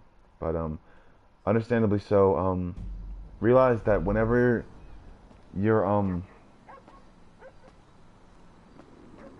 realize that whenever you're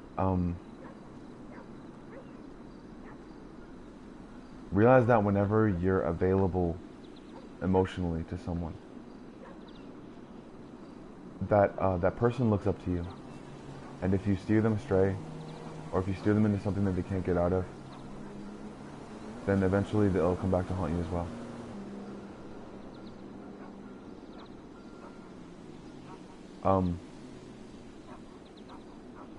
Realize that whenever you're out there being emotional or being anything, or being like acting like a rock, or acting like the Rock, or because you are the Rock, Dwayne Johnson, or you're someone else, and you're just acting like a pillar of just knowledge and other things. Realize that you shouldn't be. You're not a pillar. You're not a pillar of knowledge. You're a bank of knowledge. You're a person. You are experience. And if people want to experience you properly, then you should be fluid and not like water, because water can go into anything. Humans can go into humans' bodies. And realize that eventually you'll be more than just fluid. You'll be more than just what you need to be able to be the best kind of person around your own neighborhood or anything like that. Realize, but also too, realize that everything positive about you can be pushed into something that needs you. Can be put into something that wants you so much. And as you Man, sorry about that. and as you realize your true potential and what you really can do for yourself, you'll also realize that you're the one that controls economies. Each of us has every single right and value to be able to control an economy. And within our own right, we are able to do that. But understandably speaking, it is the American economy that we control. We are the consumer. We are everything. We are the things that control the economy, and we can do so much. And to put the power back into the consumer, I'd say that we need to start working on so much. And actually, sometimes the consumer can become the producer. Realize that product itself will be able to make it so much better. But in the same sense, Watch out, man. in the same sense, you have to realize that the more you look at yourself through a lens, trying to be able to decipher something that you can never get out of or you never see, that's the same way as you looking through something to be able to get out of something or to be able to get into something that you shouldn't be. Realize that eventually your emotions will come back to you. They'll haunt you forever. And the more you push into your own emotions and try to act like your emotions aren't there, the more people won't be able to see you for who you really are. And the more people don't see you for who you really are, the more they'll want to see more of you.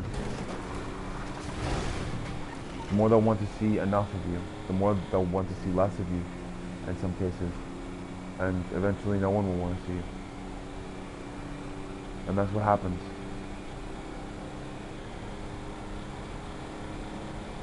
And the less people want to see of you, the more you group together with people who are like-minded as you. And the more people think that there's brotherhood in misery. And when there's brotherhood in misery, terrible things can happen.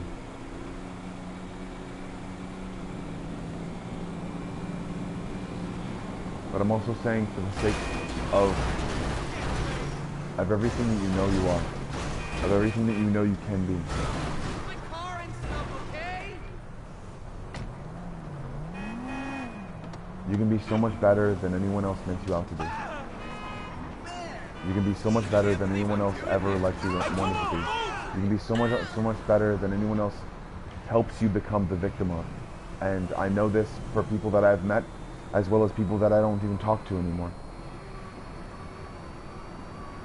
There is always time to not be the enemy, to not make yourself the enemy, to make yourself an enemy of me or anyone else that likes to live in a zone or a place where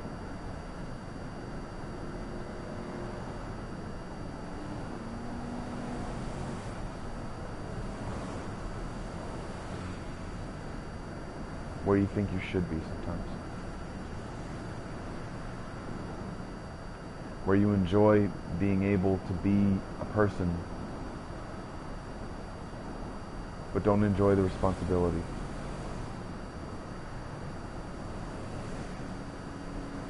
You should enjoy the responsibility because the responsibility itself can help you flourish in ways that you could never flourish if you don't.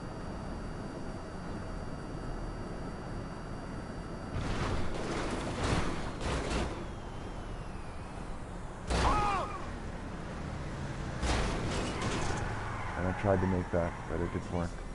I bounced off the top. Realize that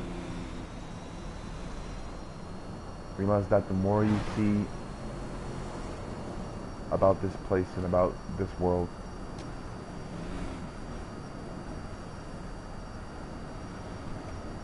the less you understand as a whole.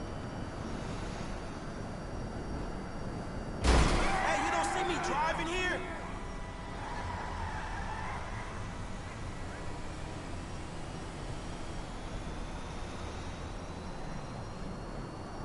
The more you're prepared for,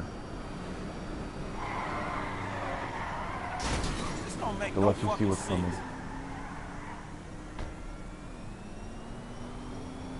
Because the less time you've actually paid attention to actually the less time you've paid attention to actually what to prepare for. And some people think it's a zombie or whatever. It's like, if zombies were ever a thing, then they would be the first thing, not the last. Man, fuck this shit. If zombies were ever a thing, trust me, they would be the first thing, not the last.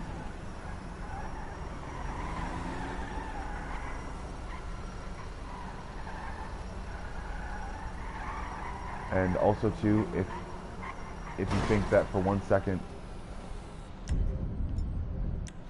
alright, we're gonna do this, and we're done. Yay! Citizens report a 996. No!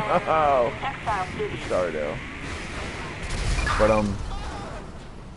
But yeah, if any kind of life was supposed to be the last thing, then it would be the last thing you see as you slip into a coma.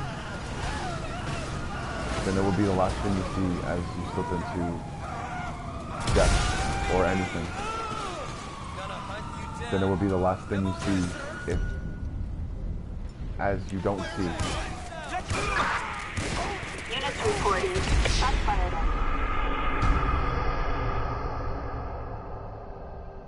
Then it would be the last thing you see as you realize that this world was never yours. But understanding that terrifying truth or that terrifying thing, whatever the last thing is probably the most peaceful. I choose not to live on that last thing.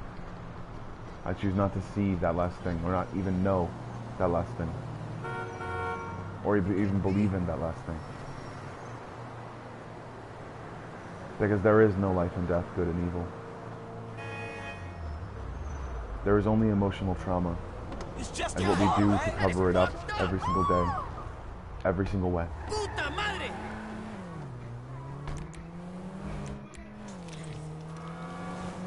And that's what I believe, and that's the reasons why I'm able to see certain things without ever reading a book sometimes.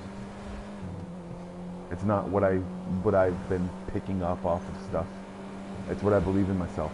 And I looked inside myself to be able to see different things that I could actually be able to comment on or do something with.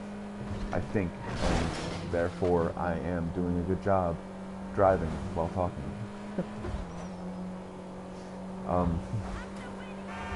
And also, Man, only inches. this car is extremely small, so I'm able to fit through those weird looking crevices and shit, a bunch of stuff, a bunch of ways, and but understanding that that I'm gonna go to the airport, I think, and see if I can get off this crazy thing. Yay! Alright. We're gonna see if we can jump in the smallest car available. And hopefully... Son of a bitch. We're just gonna jump it. We're gonna jump that shit. It's gonna be tight. We're gonna jump the shark in the mini coupe. Or in the mini, the thing. Or whatever. Alright, and realize that, the more you seek out truth, the more you seek out wisdom, the more you study yourself and the things around you, the more you will awaken your brain to be able to see things that you never thought you could ever see. The more you'll be able to see the wisdom that's inside of you every single second of the day. And it's sad when people aren't able to see that. And I'm probably gonna explode, but that's beside the point. We're gonna... Oh! Man, I can't get out of here! And also it's the biggest compliment when people act like me. Or when people mimic my movements or even say something that I've said before. Understandably, I'm not the first person to ever say that, but I'm sure I'm not the last. But imitation is the sincerest form of flattery, and also it's the most sincerest form of crab meat. Citizens reporting a 503. And I'm going fucking Santos International Airport. But understanding where your emotions lie on the spectrum, or where your opinions lie on the spectrum of being a better person. Realize that those opinions are never going to reach your maximum potential, or ever going to reach even an audience, if you don't and won't be peaceful about it. And you can say that, oh my God, it's the government trying to control you. Every government in the entire existence of humanity, or probably even the universe, are about to control you. Even are about controlling you. Even the ones that are fictional. But also to realize that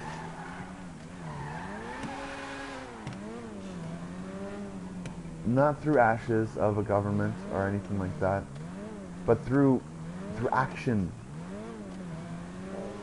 and broadcasting. Broadcasting where you're at, what you're doing, how you're doing it. It's like, oh my God, man, it's like that's how the terrorists win. It's like, no, that's how you let people know that you're not fucking terrorists yourself. It's like, oh my God, I gotta be in a hoodie all the time, and I gotta freaking what's the word? I gotta think about the stuff that I'm doing because I'm in deep thought or something or whatever. That can get you blamed or looked at as a terrorist. No matter what you're doing, no matter how you're doing it. If you're doing it in that way, you're probably acting like a terrorist. And realize that that's essentially where that mindset actually came from, the hoodie mindset. And I'm not saying that out of like me making that up. I'm saying that terrorists have worn hoodies and done that. Why would you do that same thing and expect you to try to create some sort of idea that a cop is if they whatchamacallit, if they invasively like create a bubble disruptor of your personal privacy, then eventually they'll start to not talk to those people out of fear of them suing them. Yeah, that's never gonna happen. Like, they're gonna keep doing that. They're gonna keep talking to people that look suspicious. So like if like you have your pants down and you're 40, and then that means that you might have gone to jail. So that's what that means. Realize that pants were never meant to be like that. It's stupid. It's dumb, and I may not have the rep or the actual like courage, like not courage, or the actual say so to be able to just tell people to stop. I mean, I'm not saying that it has anything to do with any sort of socio-economic norms or anything like that. I'm just saying stop, because you look like you're going to jail, and it has nothing to do with whether or not people are gay and in jail and they're ready to have sex. It's like, you look like it. And if you want to look like you're not in jail, and if you actually want to be taken seriously, get a belt. And get a belt that fits. And if you want to look stylish as fuck, and have somebody respect you, or have a woman actually talk to you, get a belt that fits pretty well. And don't get an exuberant suit, or try to create what's the word? What's the word? A mental what's the word?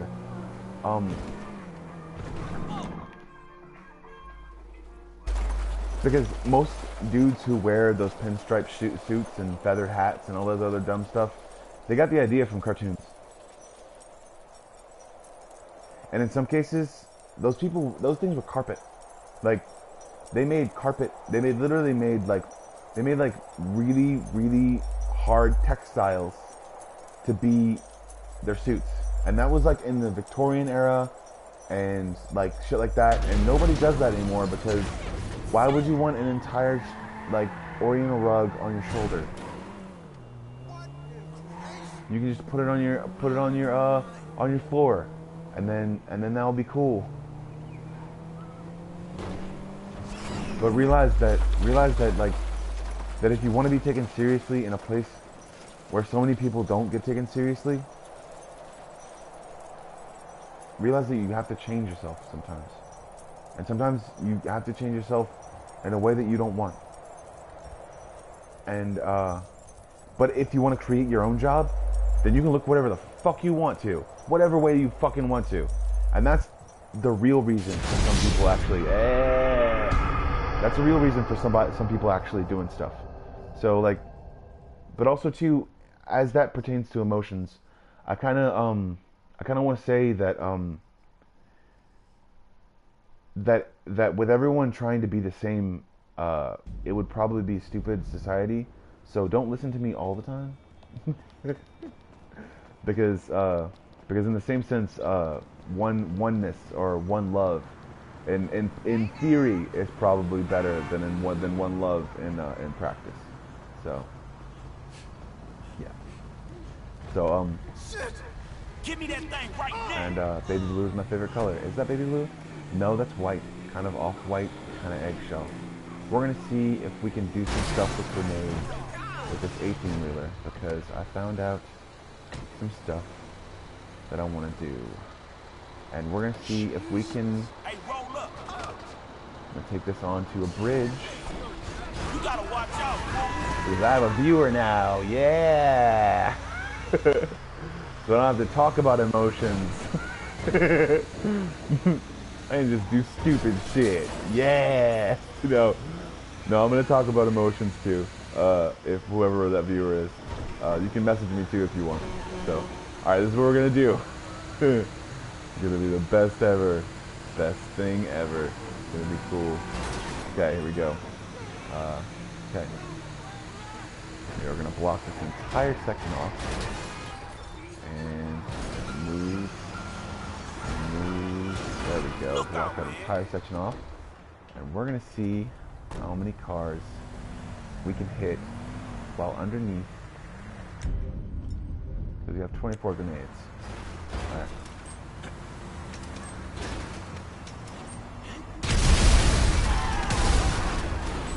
Can't hit that many. Citizens report a 996. Son of a bitch. Olympic Freeway. But yeah, emotional hurt can set you on fire sometimes. But Citizens report but an attack on a I vehicle. laugh at my mistakes too. And I get hit by a car, yay. So but realize that when emotional hurt starts to make you have a reactionary emotions, don't allow people to be able to get on your nerves, because I don't know, it sounds like stupid shit. It sounds like, oh, he's not speaking from experience. And yeah, this is from experience, because I remember when I was a kid and I used to say something fucked up to get people out of my face. like I could put you in a closet and no one would ever know. That's just the stupidest shit. But I'd always say it because Citizens report a pedestrian-involved accident. I would do something. I would say something stupid, and it would only be because I was scared of like an emotional connection with people. So sometimes I push people away. Sometimes I'd actually do it to girls, or I actually like try to not try to do it to girls, but try to yay. This is fun. And I think I'm going over it. No, I didn't. Damn it. Alright. Did I win? Did I get it? Yeah, I completed it. Maybe some nice fights in a little while. It's gonna be fun. 10-4. I gotta change my vehicle. So I'm gonna try not to do cheats because I want. Alright, I'm gonna kill this cop. And I'm gonna take the cop's car. Nope, you know what I'm gonna do? Yeah, I'm gonna do this.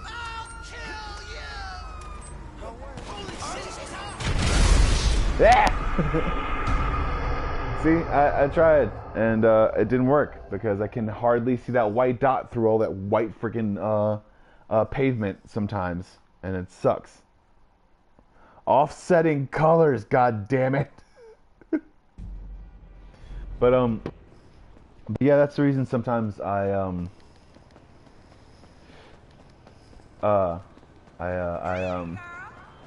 can lose my temper too. And I say it from experience.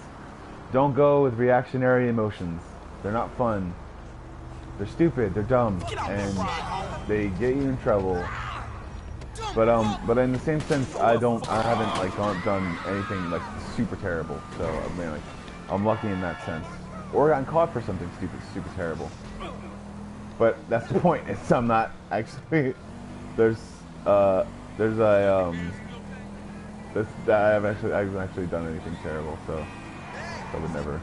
So it's my mom would kill me probably, and then hide me under her house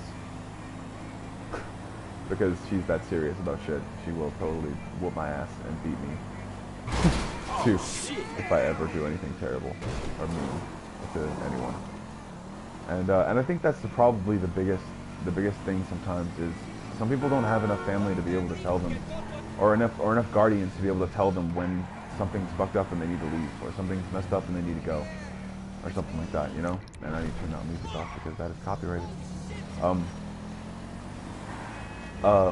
I think what people actually need to understand, and this is for my one viewer at home, whoever you are.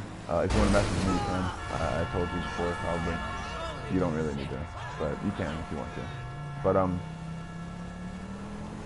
But I think that coupled with different different, or even encouragement by sometimes their guardians to be able to be someone who's not accepted by society.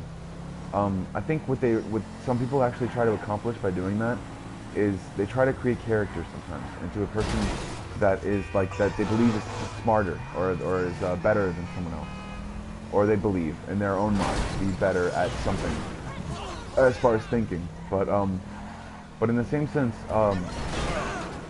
we shouldn't put people into cubby holes. And the more we put people into cubby holes and tell them what to do and think sometimes, or the more we try to manipulate them, I guess, in some ways, can actually make and cause for such. And I'm not saying you can't mess with people or you can't josh with someone about the nature of something, or actually be ironic or something like that. But I'm also saying that through being ironic or through being a certain amount of like I'd say reactionarily humorous, sometimes we can, and I can even get through to astounding levels of offensiveness, or even astounding levels of stupidity in some ways.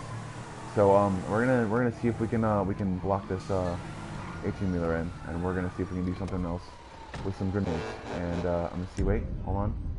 I am going to do something with grenades. It's 15 grenades. All right, we're gonna do this, and we're gonna put it under the front. There we go. And he's moved a little bit. There we go. And then we got another one. Did you get it? Citizens report MPD on Big City Avenue in Del Perro. Bitch. Alright. I can never look at that stuff. Actually, when I see stuff in like a certain form, I'm like trying to see it through the first person viewfinder. Like,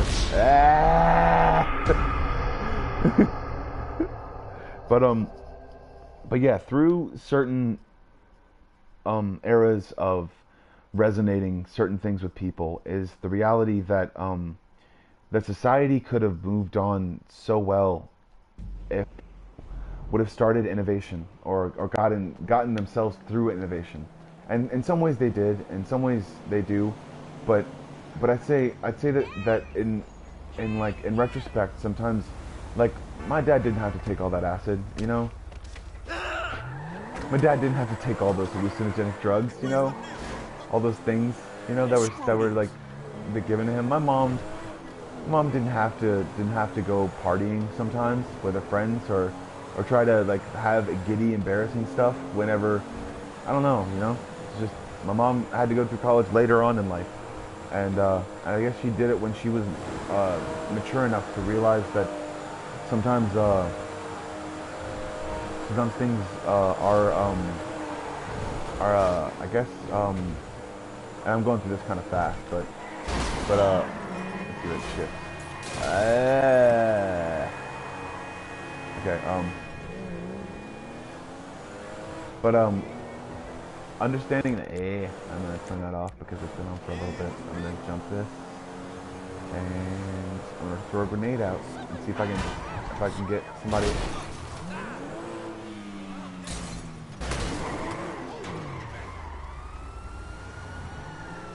Yeah, I'm practicing for stuff online, so whenever I get actually online, I'm probably gonna, not online, but whenever I get multiplayer, I'm gonna try to, Hey, you don't see me driving here?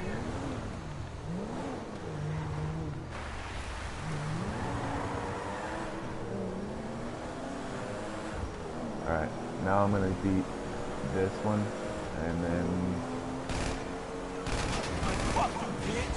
Son of a bitch, I need red grenades. This is making me think that I'm a really good driver, so... Yeah.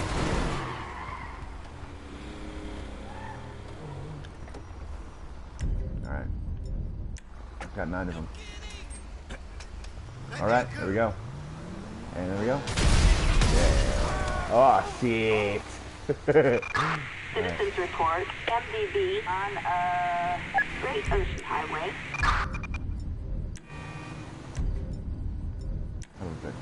Okay, alright, Copy, dispatch. Victor 13 is in the area. Citizens report a 996 on Great Ocean Highway. But through, I guess as I'm like, what's the word, preparing my reaction time for certain things, in this game, I have to know exactly what's available in the game to be able to see what's I can, I'll go over hills to be able to simulate a racetrack or something that's like an elimination track sometimes, or something like that. That's very curved and stuff like that. And this is probably the best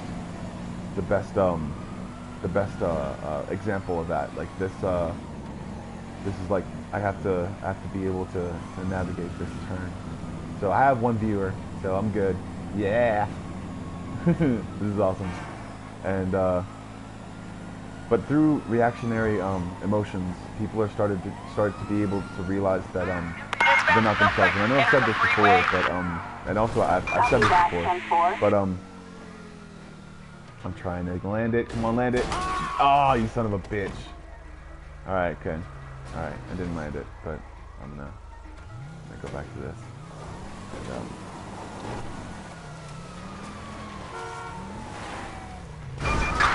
Units reporting a reckless driver on Great Ocean Highway.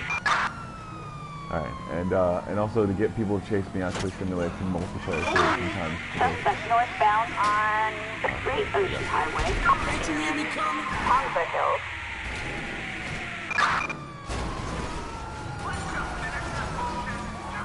And hopefully certain jumps that I can jump will actually simulate me doing stuff.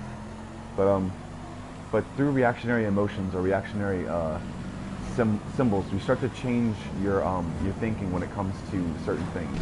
And also, I've memorized the controller, I guess, in certain ways or shapes or forms. Like I've memorized whenever I'm playing multiplayer games or combo games or something like that.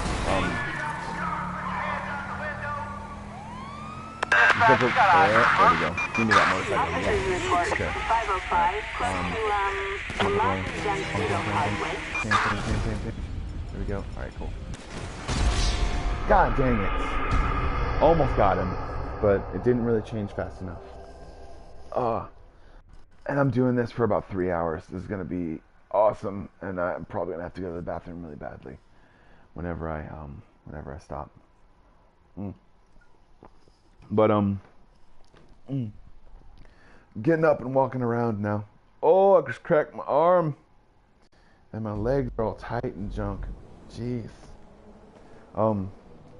But through understanding of reactionary emotions, I said this so many times, but through understanding of reactionary emotions, you start to realize that that those reactionary emotions change as your reactions change to things. As you start to realize that people aren't your enemy sometimes, or people aren't trying to be your enemy. They're because I've had that before too. Sometimes that kind of like my dad would always say sometimes it's like a dog eat dog world or something like that, like playing around. But I actually look up to him sometimes, I guess, in some ways, and in some ways I actually thought that sometimes he was actually being serious sometimes, and because my dad's been in war situations and shit, and really fucked up situations, and he might have had he probably doesn't want to admit this, but he probably had, I got a motorcycle, yeah. Yes. But he might have had certain forms of PTSD sometimes whenever he and it was just PTSD, I think. It wasn't, God damn it, you son of a bitch ass little tiny friggin' car. Made a very, very bad timing mistake, and I'm not gonna say that I did anything terrible, but yeah. Oh, my elbow just cracked. That's awesome, and my knuckles just cracked really a lot. I really gotta start taking a joint pill because I took took a D3000 for bones, muscles, and other stuff like that. And now my bones are cracking because my tendons are starting to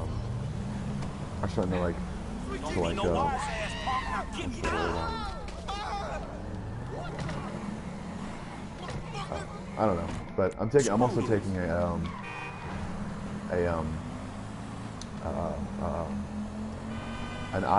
eye thing because I noticed my mom wears glasses and my dad might have to wear glasses too eventually. So I'm starting to try to take care of myself a little bit. So, and also sometimes I have to refocus my eyes because I'm used to seeing at a certain surface or a certain distance, and I have to realize that I can see things close up and actually react to them a lot better. I don't know why. I'm just used to reacting to things that are close up to me, and I think that me holding a controller for like the remainder of my entire life is probably the reason why, because I'm used to reacting to things close up.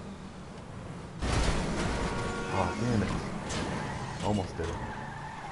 Okay, let's see if we can jump any other jumps or something like that. Actually, wait, I wanted to, oh man. Okay, let's see if I can find a jump. Man, that's dumb luck right there. Let's find a jump. Let's see, I'm going through my head right now to see what kind of jumps I can actually find. Awesome. I just made that dude on purpose so I could actually get that car. That dude was not supposed to be in that car. He was wearing long shorts. No shirt, or he was wearing an orange shirt and I just wasn't paying attention. Right. But understanding reactionary emotions can kind of get you into a place where you can better understand yourself as far as opinions based, or opinions you based on fact or anything like that, or facts you based on opinions, I guess. Because I've done that too. I've based, I guess, some of my opinions on fact and gone from there, I guess. But here we go. Here's one.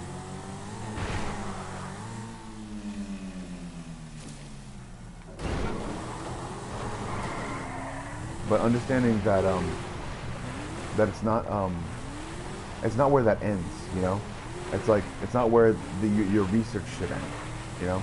It's not where like I don't find myself to be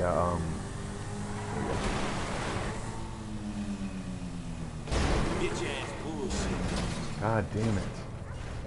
Just trying to land in that perfectly in that yard.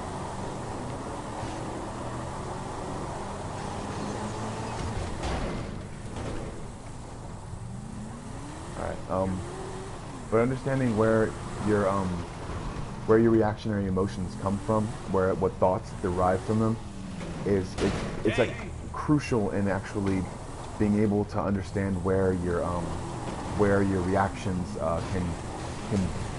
can be, I guess sort of Man, fuck this shit. can be hidden, I guess, until like looked upon. It's like fangs, I guess. It's like reactionary. That's where your emotions come from. It's like your very own fangs, I guess, because we have tendencies of so many different kinds of animals, and I don't know if I'm going to be able to make it out of this yard, so I'm going to go like this, and I'm probably going to put in a cheat of the comment. It sounded like Arnold Schwarzenegger, but no, I don't want to do a cheat though. Hold on. Okay, all right. I want to actually get freaking stuff, achievements for this. So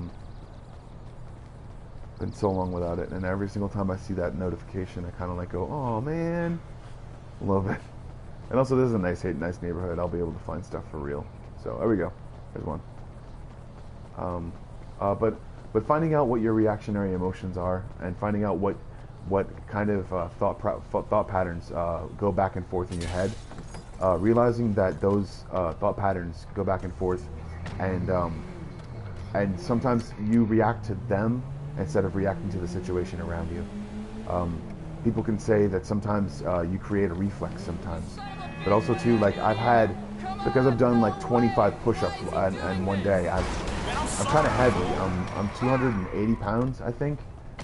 So so it's really hard for me to actually do push-ups. But I do like 25 a day. I start off as 25 a day, I think, or 40, more 40, sometimes 60 a day. And I realized that sometimes my oh shit. Oh, okay, cool. I got another motorcycle, so okay, yeah, that's auto save. Okay, I'm gonna go this way, actually, because I think there's some more ramps that I haven't been giving enough attention on. But maybe up in these mountains somewhere. But it's energy drink burp. It was delicious. If you want to know, single dealer. But yeah, I tried hard to be able to understand my reactionary emotions sometimes, and realize that whatever kind of anger I brought out during a certain situation, I won't bring out in the second situation, and I do try sometimes kind of hard to be able to understand what emotion I'm actually trying to express. And I tried to be able to jump that lip and the street, and I decided that I was gonna faceplant into a garbage can on purpose. I did it on purpose. No, I didn't. But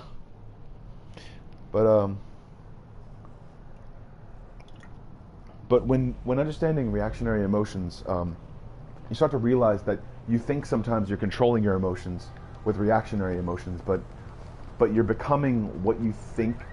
You're like, oh, you're becoming like your father, or you remind me of your mother. I've actually said that to women, and they did not want me anymore after that. But understandably so, they were being a bitch in the first place, so they really didn't actually want them to begin with either. So, but yeah, I mean, I can put it off like so hard that, oh my God, that's the reason why that happened. But no, it was a lot of stuff, and there were a lot of different emotions involved. So that's the reason why I came to those opinions. But that's also the reason, and I could have saved it before they came to the breakup, probably. But in the same sense, I probably wouldn't have actually done that or saved that relationship because of the fact that it's like, I don't know what it is. Sometimes there's just sometimes the people around that person you don't like, but you have to realize that it's that person bringing you around those people, and you have to understand that it's like I have to not like you because you like the people that I really don't like, or you like people that kind of not set me off, but put me in weird situations sometimes that I kind of don't want to be in, you know, or make me do things, or make me say things that I wouldn't normally say had I not been around those people, or had I not done that thing, or drank a little bit too much, you know, or not actually been a part of their entire oh my gosh, that was awesome. I lived. Yay, I didn't get ran over. That's awesome. Awesome. And also Gur is my favorite. That's the reason why sometimes I go back to, or revert back to, and that's, I'm taking that car right there in the back, it is a cool looker. Gimme, gimme, gimme. You need to get out. Come on. It's okay. But yeah, and I need to turn off the music for copyright reasons. I keep having to remind myself that, but that's what I do sometimes, is remind myself things that, when I'm thinking in a fast motion, I sometimes remind myself of doing things over and over again sometimes. Because I'm doing the same thing over and over again as a joke on this channel, but it's funny to me. And god dang it! I was gonna jump off that hill! Son of a bitch! And I'm not just killing myself on purpose. This is really, really annoying. But it's okay. It's understandably. We're talking about reactionary emotions, and we're learning things about ourselves. I hopefully you're learning something about yourself, because I'm like just saying the same stuff that I know over and over again about the pamphlets that I read. No, no, it's all stuff that I've actually looked into myself and kind of understood as far as what I can actually see in myself.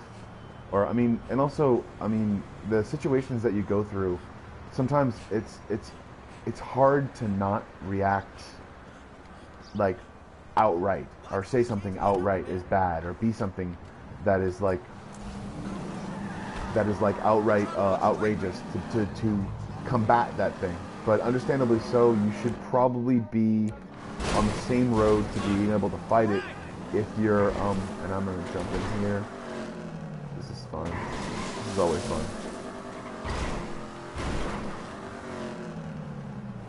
Dang. I made it. Yeah. Oh wait. No. Come on. There we go. Made it. And across the gap.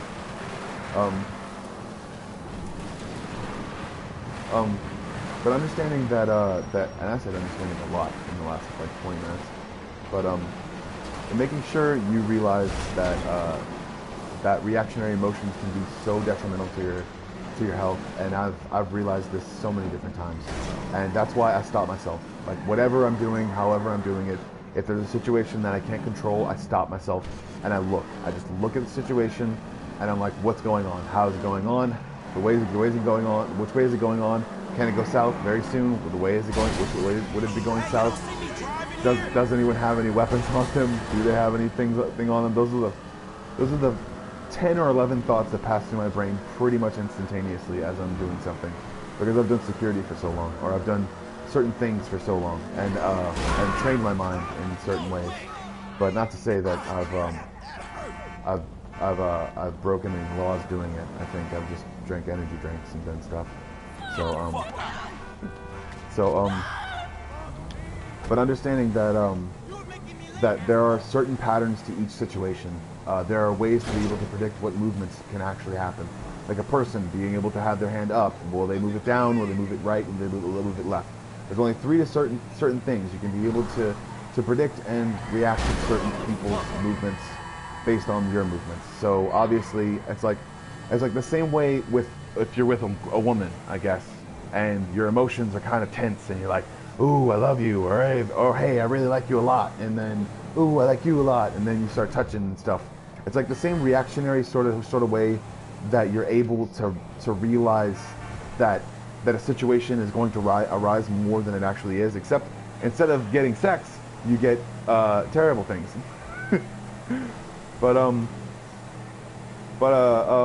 But understanding all that, reactionary emotions or reactionary things it can either set the mood for something, or it can either break the mood for something.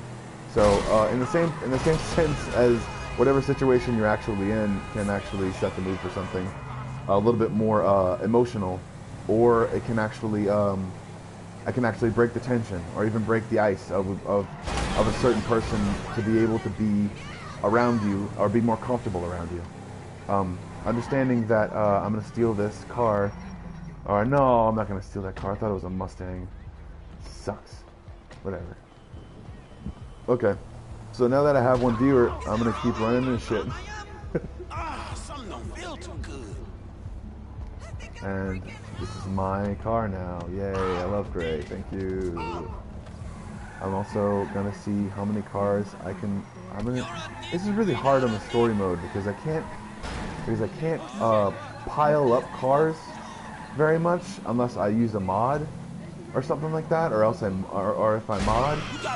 But I mean it's hard to mod obviously when you're doing or hard to mod and keep modding when you're online to be able to do stuff. But I'm not online yet, but I will be, and when I do, it's going to be hard to keep those mods. But I can see if there's any programming available to actually do something like that, or any code lines available to be able to run mods on this, because I really want to do survival mode with all my friends. So I probably will get a camera at a certain point, because I'm not the only person that live streams, or I'm not the only person that does this live stream sometimes, or actually is on this live stream, and sometimes you're only hearing myself on this live stream. So but I'm currently like at another person's house, and I don't want to like ruin her privacy, so there's that. And understanding though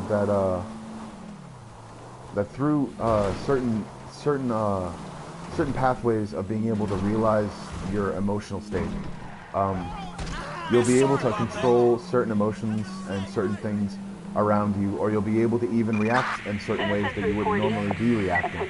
In some ways, sometimes people can think that those are reactionary or even practiced emotions, but understandably so, you're reacting sometimes with your true emotions. So, and that's the reason why some people might seem that weird. I think that oh, that'd be awesome if there was a hill that I could jump right there. And then, yeah, I did it. Awesome. Yes, landed it. I'm amazing. I'm awesome. Stupid. But understanding that your reactionary emotions are very, very true and sometimes extremely can be detrimental to your health sometimes as well, and also even reactionary reflexes sometimes. Like you, like I notice sometimes when I accidentally move my hands in a certain way, or when I actually move my hands in a certain way, I will accidentally hold my hand in a different way, or in a certain way when I'm laying down, or something like that. And that's called, I think that's called hypertension, but I'm not exactly sure if it's called hypertension. But it's in a set way though sometimes. So that's the reason why sometimes it can actually be kind of bad for someone. But I'm gonna do a heist, and I don't care if I lost my viewer, but it's okay. And we're gonna keep doing this. We're gonna get a cement truck because cement trucks are cool.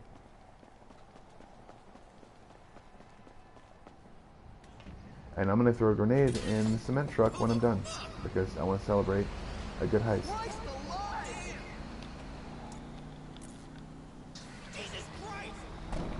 And if it ruins the joke, I think it doesn't ruin the joke at all. I think it makes it even better. I think it makes it better, and that's the reason why. Thank you for watching, dude. Wherever you are, a person who is watching my stream, and if you ever want to discuss something about mental health or anything like that, just let me know, and or message me on this forum. So thanks, man. And if you were my friend on Facebook, and I know you, then that's probably the reason why you didn't say anything. But or you would have said something had you actually known me, but or you wouldn't have cared either way. And I don't know. I don't really judge people, but I don't give a shit. So, but thank you for being on the stream as long as you did, because you watched me do some stupid shit, and it was funny. But I'm going to try to do something really, really cool for the recording of this live stream. And I'm going to do something really fun. We're almost at an ammunition. And I'm going to go in here. And we're going to go up to this thing. Alright.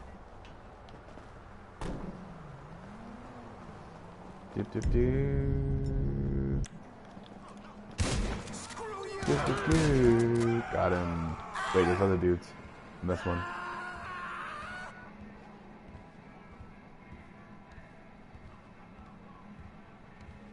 Alright, is there? No, there's not, I guess.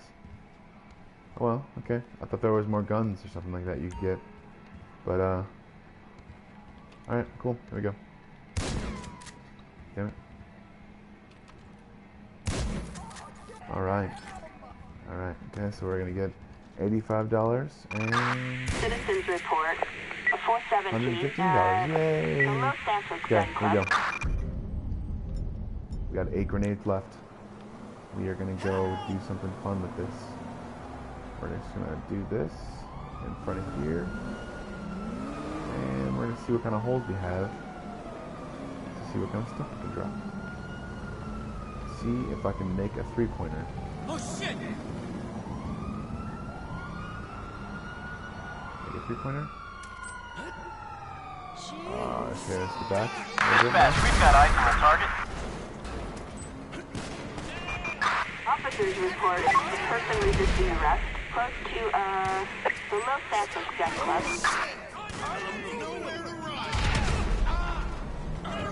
Alright, let's do this. I can't make the 3-pointer, so Time for us to go. And we're gone. Do, do, do. Do, do, do. That's it over. Awesome. We're gonna see if we can make it to another, what's the word, thing. Wow, it's really, really easy to lose those cops, though.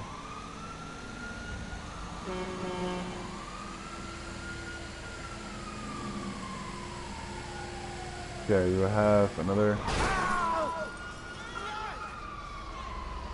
I don't know, but I'm gonna go and see... Yeah.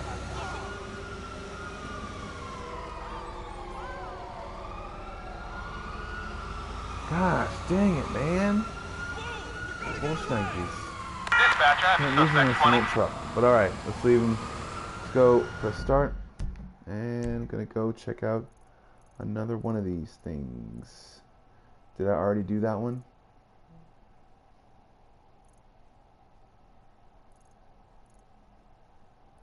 One out of two. Alright, cool. Okay, I'm gonna go to this one now, and then... Alright. Should have done it. Should have gone through this one. Alright, there we go.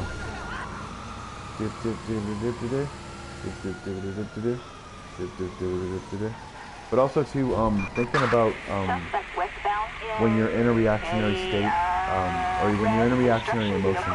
I think I get what's the word? Jitters sometimes whenever I have actual messenger or a person that's actually on live stream sometimes. 2 hours and 36 minutes. We're actually almost on time. I'm gonna go see if I can destroy the life of this lowly cash register man, and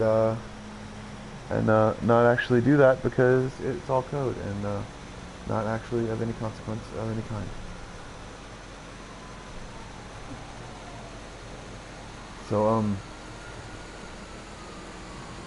So yeah, and that's what we're gonna do.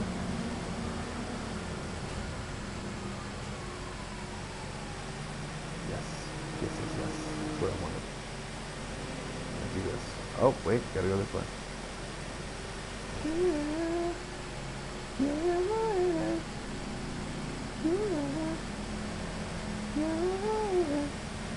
Getting up at the exit.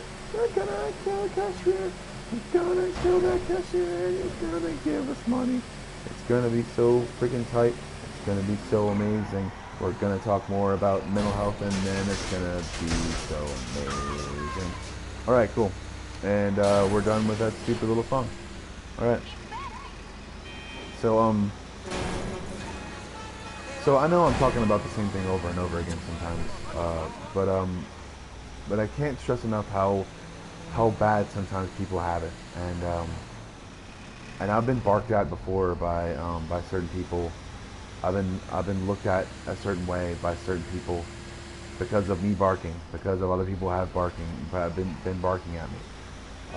It's like it's hard for me to be able to control my emotions sometimes whenever there's a certain number of people actually doing a certain number of reactionary things to me.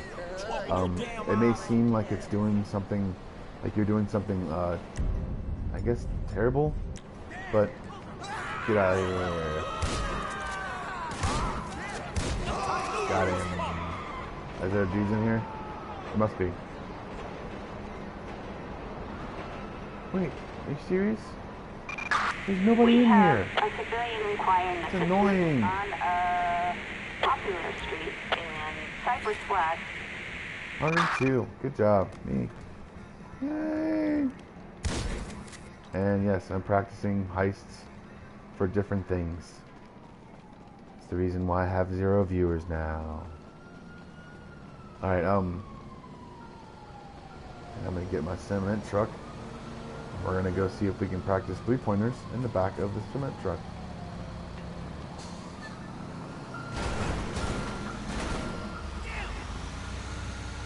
And it may seem like I'm doing something different with each character, I guess, as I'm doing something different with each one. It's only because certain characters are good at certain things. I've actually made it to where one of my characters is actually extremely good at driving. Like, or actually every single character is actually well versed in driving. And also too, I want to do new stuff, I guess, as I'm doing stuff. So, realizing that I just took over another ammunition without another escape or anything like that, we're gonna go see if we can hit up a third. I'm gonna see if I can hit up all the ammunitions and see if I can actually take over the board. Alright, there's third one in the city, and then the fourth one is outside the city. Alright, and there's a fourth one outside the city, and a fifth one outside the city. Okay. Alright, we're gonna go to the third one right now, and we need to find a way to do this perfectly. We're gonna do it. It's gonna be so amazing. We're gonna do it right. We're gonna take out the dude who's at the cash register for ammunition. It's gonna be so amazing, and we're gonna get like 80 bucks. It's gonna be cool. It's gonna be so amazing. It's gonna be cool and awesome. Yep. Alright. So yeah, there's no tire on this car. I'm gonna see how long this car lasts, and we're gonna see how long we can last, and a chase, and race against time. A moment. We got a visual on the perp in pursuit. Extended in time.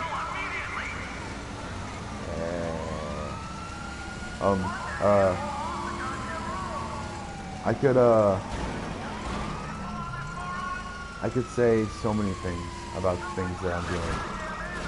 So many things about things that other people are doing. But understandably so, I am not a psychiatrist, and I am not a professional by any means. So that is my disclaimer. Also too, I am not a professional. You're gonna stay right here, and you're gonna wait your turn, like everybody else, coppers. And then we're gonna get right here. Alright, we're dead. He's dead. He's done. We're gonna see if we can actually get this stuff without actually getting shot by the cops. Suspect last seen on, there we go. Palomino Avenue. Wait, they're coming around this truck. Okay.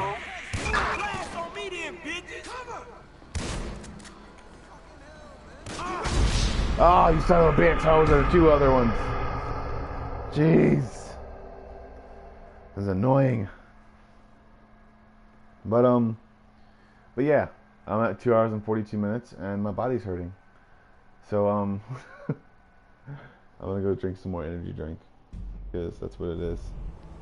But yeah, reactionary emotions can get you some trouble, and realizing that that you need to be able to quickly evolve and be able to see in different situations, and be able to see yourself in different situations. You have to understand that knowing yourself through and through will be able to get you through any situation you ever want to.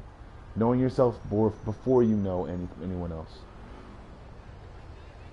And not just knowing your capabilities emotionally or physically, but knowing, being confident in yourself. But also too, the way to get to that confidence is through pathways of gaining certain experience. And people would like to say, oh, you could just say that you're getting experience whenever you're doing anything. It's like, yeah, you can. That's gaining experience. It's like, that's the reason why in a game,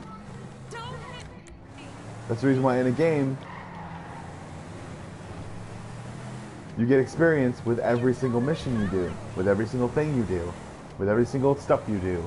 Realize that you're gaining experience with every single breath you take. And when you gain enough experience, you can tell other younger generations about how wrong they're doing it. And hopefully within a certain amount of time, we'll be able to tell as many generations as possible, because we probably won't die, and there'll be no reason for childbirth. Or there'll be no reason for anything. And everything will just become static, or people will start to actually make themselves into the people they want to be in life instead of constantly hurting others. You know, that kind of stuff. So, realize that the more that our world changes, the more we'll change with it. And because it's our world, you know, or not technically our world, because we just inhabit it and eat stuff on it. Man, I'm sorry, fool. But instead of understanding that, realizing that everything is fleeting can kind of put things in perspective for you. But also too, I'd say that that most things, which you should realize with everything, is that not only is everything fleeting, but I'm gonna take out this fucking helicopter with my goddamn what's the word? Assault rifle. Or there we go. Yeah. There we go. Give me it. Give me it. Turn so I can shoot you. Citizens report at 245 on Great Ocean Highway. Damn it. Got him.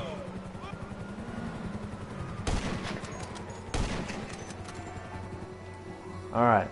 Never mind.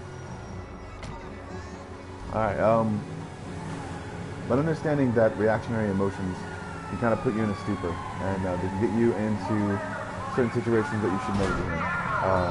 Realize that every single part of yourself has a gift, and every single part of yourself has a reason to be there, or a reason to do something amazing, and a reason to make. I just used him as a body shield. That was awesome. Alright, but understanding the real reason why you're supposed to be on this earth is probably the best point of all. Is to completely live and completely do things that are your own volition, but also be judged for it, because there's other people here. Suspect doing 90 miles Constantly. per hour on, It's either someone's hell or everyone's heaven. It's completely up to you, you stupid bastard. So I don't know. I gotta become a little bit more off the cuff sometimes when nobody's watching. The suspect just got on the freeway. But also too, copy that. I guess I should probably make a little bit more edited videos, and it'd probably be funnier or something. But I'm not saying that that edited videos are funnier. I'm just saying that they take the time to be able to make the jokes that are. And I just died. God dang it. Oh. I should do push-ups after this. That'd be good. Or sit-ups, I think. Sit-ups would probably help me out with the side stuff. Because it's like, I still have like a little bit of fatness on the sides. Maybe just like, yeah. That's good. It'll frame it well. Okay, good. So, understanding that reactionary emotions can be the thing that you want or the thing that you can seriously get into trouble with. But realize that eventually, realize, I'm actually saying a different word because I'm tired of saying realize. Because I've been on a live stream for almost 3 hours straight. I've been trying to, come on, there we go. Give me the freaking car. Just give me the car. Jeez.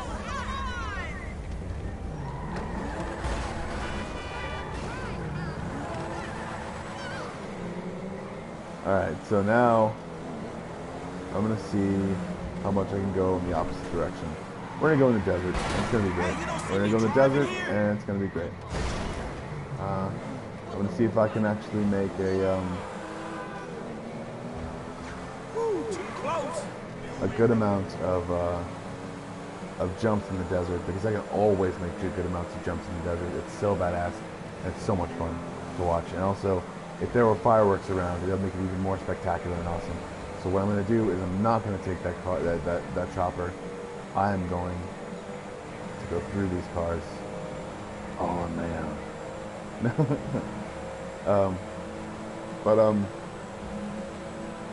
But if I get another viewer, then I'm going to talk about mental health again. And but yeah, we'll also talk about reactionary emotions too, and also too, I'm going to talk about what needs to be done as far as reactionary emotions. You get the hang of and reactionary emotions. Once you get the hang of reactionary emotions, you can start to play around with what you would actually call your emotional basis, or what you would call to other people as your emotional palette at all. Realize that you experience different emotions once you start realizing that you have an emotional palette.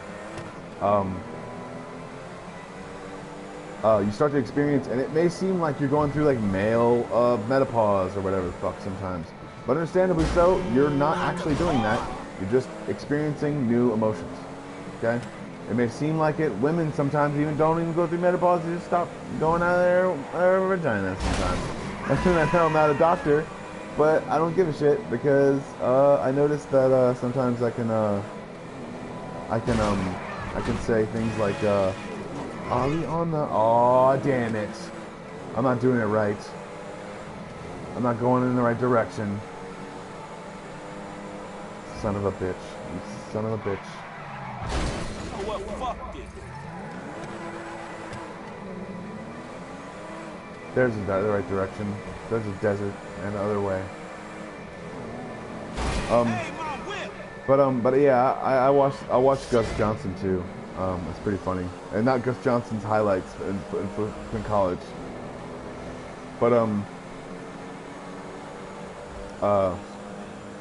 Gus Johnson's YouTube channel. It's pretty funny. That's what I do. So it's fun. And also, no one's watching again, so I don't give a shit anymore. Yeah.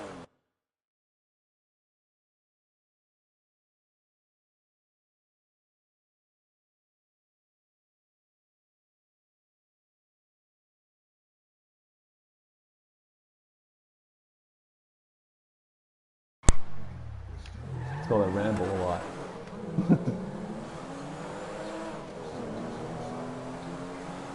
Alright, here we go.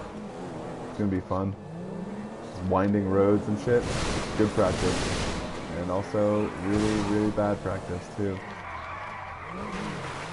I'm terrible. Alright, let me practice so much. So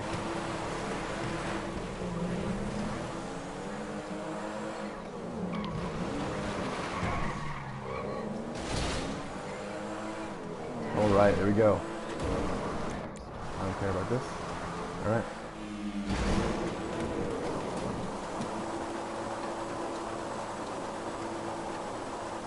Alright. So,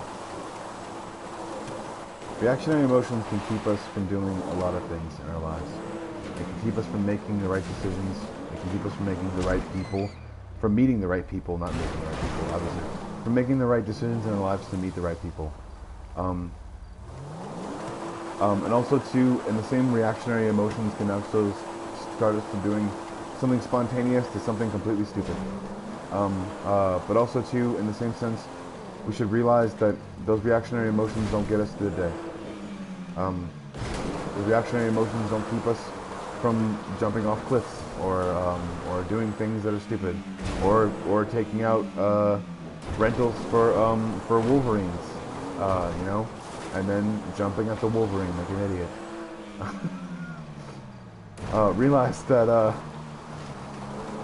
Realize that reactionary emotions only get us through certain situations, only certain amount of time in the day, in a certain amount of time. It only makes us get on to the next moment to where we can actually get ourselves back to the way we were before we had those emotional explosions of reaction, I guess. Realize that that reactionary emotions can get us through certain situations, but it can't get us through certain situations easily. Okay. through manipulation of our own certain I'd say factors of weighing in on reality sometimes, or weighing in on how much we actually feel or actually want to know or actually want to be. Reactionary emotions can help us, but in the same sense they can hurt us. It's like a double-edged sword. So realize that the more you react to everything around you, the more you're headed for probably disaster, or the more you're headed into trouble, and you won't even realize it until it's too late because you reacted instead of actually thought. So prepare and mentally make yourself feel better, because nothing else is going to. Nothing else is going to make you want to be a better person, other than the fact that you are, or that you want to be. And that's the only thing keeping some people from actually doing wonderful things or doing completely terrible things. But also too, in the same sense, that's what keeps the feeling of doing something completely good going, or doing something completely amazing going, because that little amount of emotion can make you feel like you're $1,000,000 because of the amount of people that are doing good around you and the amount of people that are actually supporting you, because you'll have a lot more support if you're doing something positive than if you're doing something negative. Realize that those reactionary emotions can get you to doing so many negative things in so many parts of your life, because I've seen it happen before, and I've seen people completely go from oh dude, I'm just working and stuff like that, to full-fledged just like, oh my god, I'm a coke addict now, or I'm not actually thinking anymore, I'm just living on my own in a duck-off house basically, or a squatter's thing, or an empty shell of a home, and not even doing anything. And in some cases, sometimes people can actually get used to that in some ways, and I don't think that's something you should get used to. I think that surviving is something that you don't get used to, ever.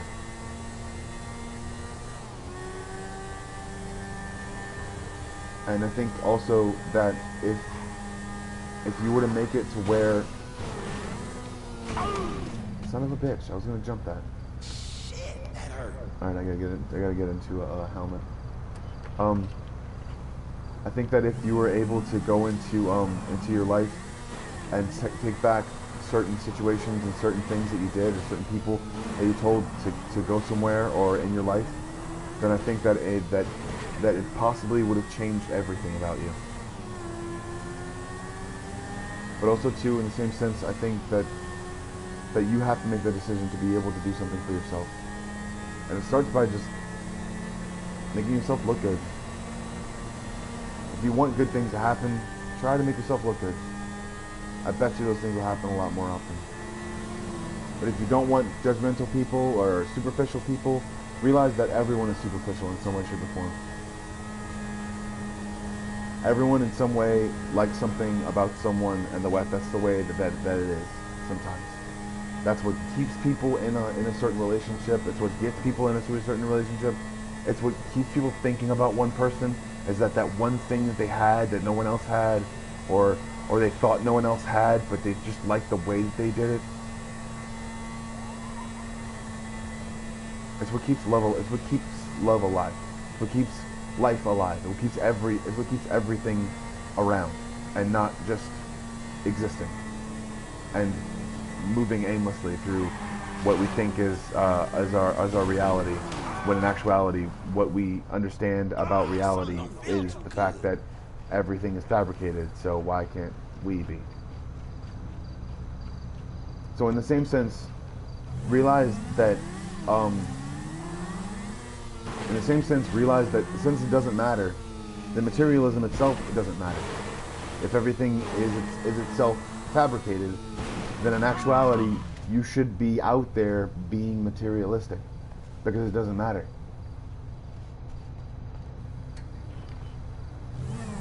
But in the same sense, realize where you came from and where the people who brought you where you were. Realize the places where you came from and the situations that you dodged and the people that you avoided because you knew they were bad for you or you thought they were bad for you. And realize that in situations sometimes you realizing those things can actually keep you out of jail, out of harm's way, and away from stupid things from happening from you. And that's not the car I wanted to go into. He just left her behind. Oh, that's fucked up, dude. He just left her behind. That's fucked up. He's not gonna fight me. He's gonna go pick up that woman. He better, and he just ran. What a little coward.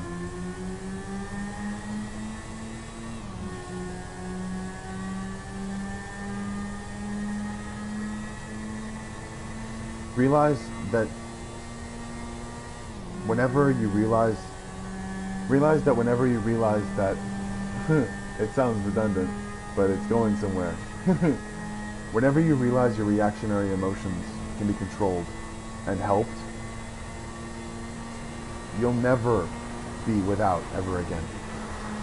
You'll never be without, because you'll be able to read a situation as it comes to you. Read the situations as they come, and don't constantly try to prepare for things that you think are happening. I mean, prepare for possibilities, but your own subconscious could be telling you something that's not the truth because of a vitamin deficiency, or even they're putting chemicals in the ponds to make the frogs gay. I don't know. That sounds pretty far-fetched to me. But or they could be raping your churches. Yeah, seriously. It's a real thing.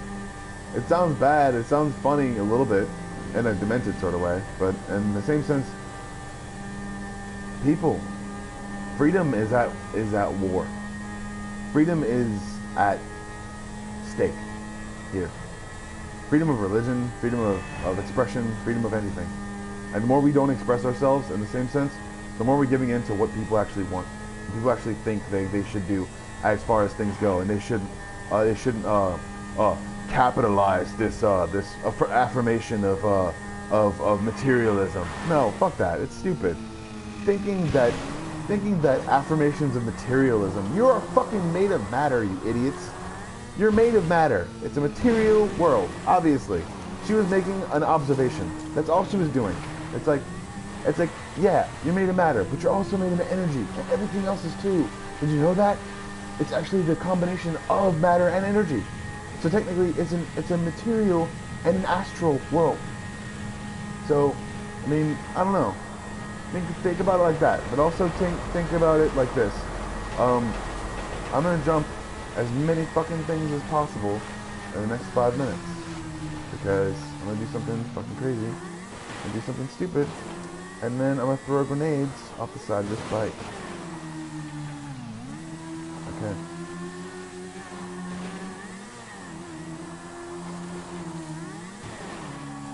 Alright, here we go. Let's do this.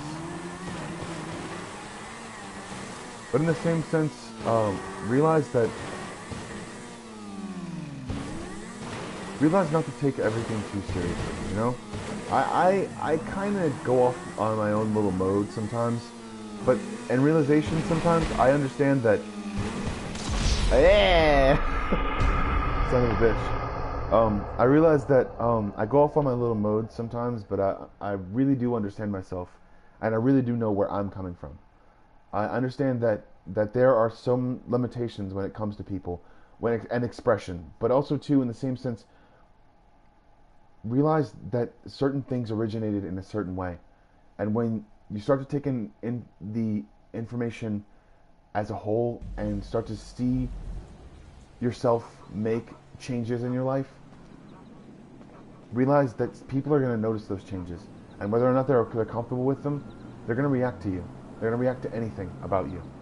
And you're going to see that, and you're going to be like, wow, that's how I used to react. Wow, that's how I used to do things. Wow, that's how I used to say things. Wow, that's how I used to want things. Or I used to want people around me, or want to do anything.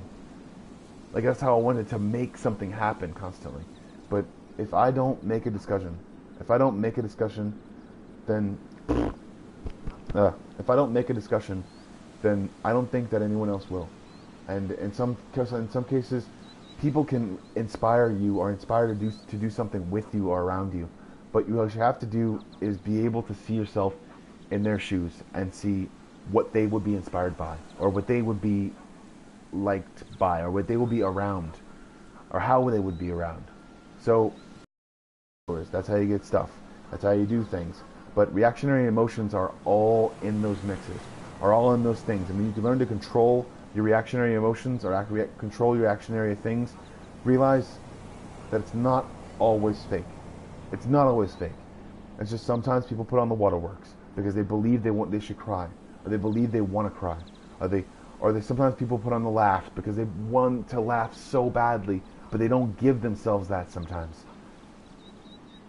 And they want to laugh about something else while they're laughing about that.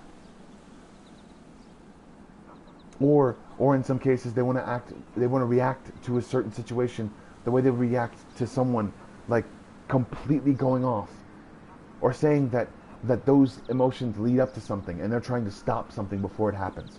And instead, sometimes you get the reaction of, I hate you, you hate me, what are we doing? And that's where reactionary emotions can get you as far as a relationship goes, and as far as anything goes. And those crossroads that lead into violence or messed upness, or even perversions that the one partner is okay with and one partner isn't okay with. You have to understand that realizing that you need to be able to be honest with each other.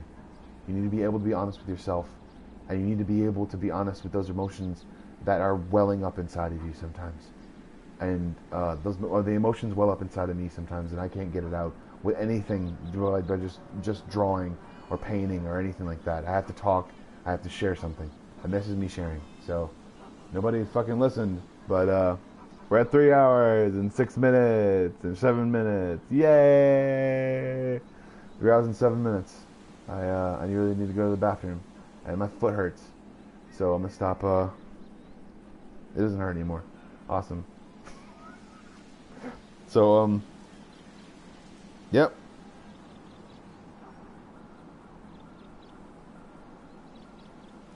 This has been game therapy. I've just been staring at my controller for like 20 seconds. So this is my this has been game therapy, and I'm Joe Bomb Squad, and I'm trying to do something every day. So also I'm gonna try to do as much as I can to make sure that I can help people that know about mental health, and know that it takes me rambling on and on for hours to be able to come up with something that's at least close to being coherent or anything like that. So there's that, and also me doing a lot of fails and stupid bullshit, but also me doing like awesome jumps every once in a while, and trying to take over the world one ammunition at a time. So and also to me really acknowledging the fact that sometimes I let myself go, and I really shouldn't sometimes. But also in the same sense, it makes for good YouTube stuff. So if people watch my videos before, they probably don't understand it now. But thank you for listening if you ever do, and thank you whoever you were, person who watched for about 20 minutes into it, or not 20 minutes in it, but for at least 10 minutes I think you did. So thank you very much for making my my stream that much more enjoyable.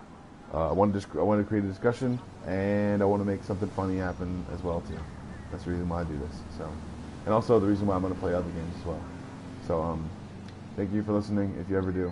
This has been Joe Bomb Squad, and you are your own one-man bomb squad. Thank you very much. Bye.